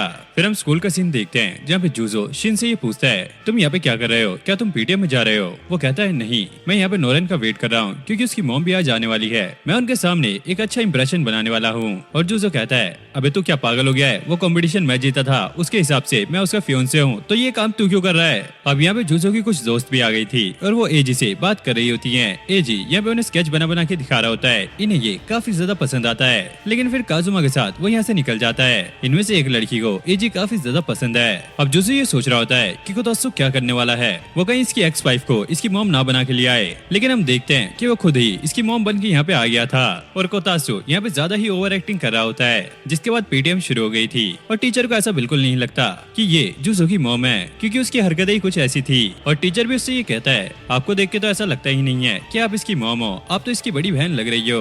और भाई कोतात्सु पूरी मीटिंग में जूजो को पेल रहा होता है ताकि पीटीएम में ये उसकी मॉम लगे। अब बाहर जाने के बाद यहाँ पे उसकी मुलाकात नोरेन से होती है जो कि अपनी मॉम के साथ यहाँ पर आई होती है। फिर ऐसे ही आपस में बात करते हैं और बाय बोलने के बाद ये यहाँ से निकल जाते हैं। कोतात्सु कहता है सर मैंने काफी अच्छा काम किया ना? हाँ तूने सारी लंका लगा दी है यहाँ पे, जब घर जा, मुझे थोड़ा टाइम अकेले बिताना है। अब जूजो छत पे बैठा हुआ टीचर की बात याद कर रहा होता है जिसने ये कहा था कि आपके बेटे का कोई भी सपना नहीं है, इसने ये नहीं सोचा कि ये फ्यूचर में क्या करेगा। वो सोच रहा होता है कि वो 40 साल का है तो वो फ्यूचर में क्या ही करेगा, लेकिन फिर वो याद करता है कि इसके दोस्तों के सबके अलग अलग सपने हैं, जैसे कि नोरेन को एक रामेन रेस्टोरेंट खोलना है, तेनमा एक स्पोर्ट्समैन बनना चाहता है, ऐसे ही सभी लोगों के अलग अलग सपने हैं। तो इसे भी कुछ डिसाइड करना होगा कि ये क्या करना चाहता है। अब चिसातो भी यहाँ पर आ गई थी, इसकी भी टीचर के साथ मीटिंग हुई है। जूजो पूछता है तुम तो फ्यूचर में एक शेफ बनोगी, और वो कहती है नहीं, अगर मुझे कुकिंग पसंद है इसका मतलब ये नहीं है कि मैं एक शेफ बनूंगी, मुझे हाई स्कूल में जाना है। और वो कहती है कि अभी उसने डिसाइड नहीं किया कि उसे फ्यूचर में क्या करना है, क्योंकि वो हाई स्कूल में जाएगी तो उसके पास बहुत ज्यादा टाइम होगा, और फिर वो कॉलेज में भी जाएगी तो वहाँ पे और भी ज्यादा टाइम होगा। वो कहती है कि हम स्टडी इसलिए ही तो करते हैं ताकि हमें आगे जाके पता लगे कि हमें क्या करना है। ये सुनकर जूजो सोच में पड़ गया था, अगर वो अपनी पहली वाली बॉडी में होता तो उसका बस एक ही काम होता, वो भी हिटमैन वाला। लेकिन अब वो एक बच्चा बन चुका है, उसने काफी नई नई चीजें सीखी हैं, उसके नए नए दोस्त बने हैं जिनके अपने अपने सपने हैं। इसका मतलब ये है कि ये चाहे तो अपनी हिटमैन वाली लाइफ को छोड़ के ये अपना नया सपना देख सकता है। और ये सोचकर वो इमोशनल हो गया था। चिसातो कहती है अभी तो बहुत ज्यादा लाइफ पड़ी है, तुम्हें ये सोच के इमोशनल नहीं होना चाहिए। तभी यहाँ पे नोरेन भी आ गई थी और चिसातो इनसे कहती है कि ट्रेनिंग कैंप पे जाने के लिए ये लोग तैयार हो जाएं, क्योंकि सर्फिंग सिखाने के लिए इनके पास कोई है। और जूजो जाने से पहले ये सोचता है पता नहीं आगे क्या होगा, लेकिन लेकिन आज से मैं इसी बॉडी में रहूंगा और जो भी होगा वो देखा जाएगा। मैं इसी लाइफ को जीने वाला हूँ। और इसी के साथ किल बिल्लो का सीजन 1 यही पे एंड हो जाता है। तो गाइस आपको ये एनिमे कैसी लगी कमेंट करके जरूर से बताना और वीडियो को लाइक करके चैनल को सब्सक्राइब कर दो। मैं मिलता हूँ नेक्स्ट वीडियो में, तब तक के लिए okay take care bye bye.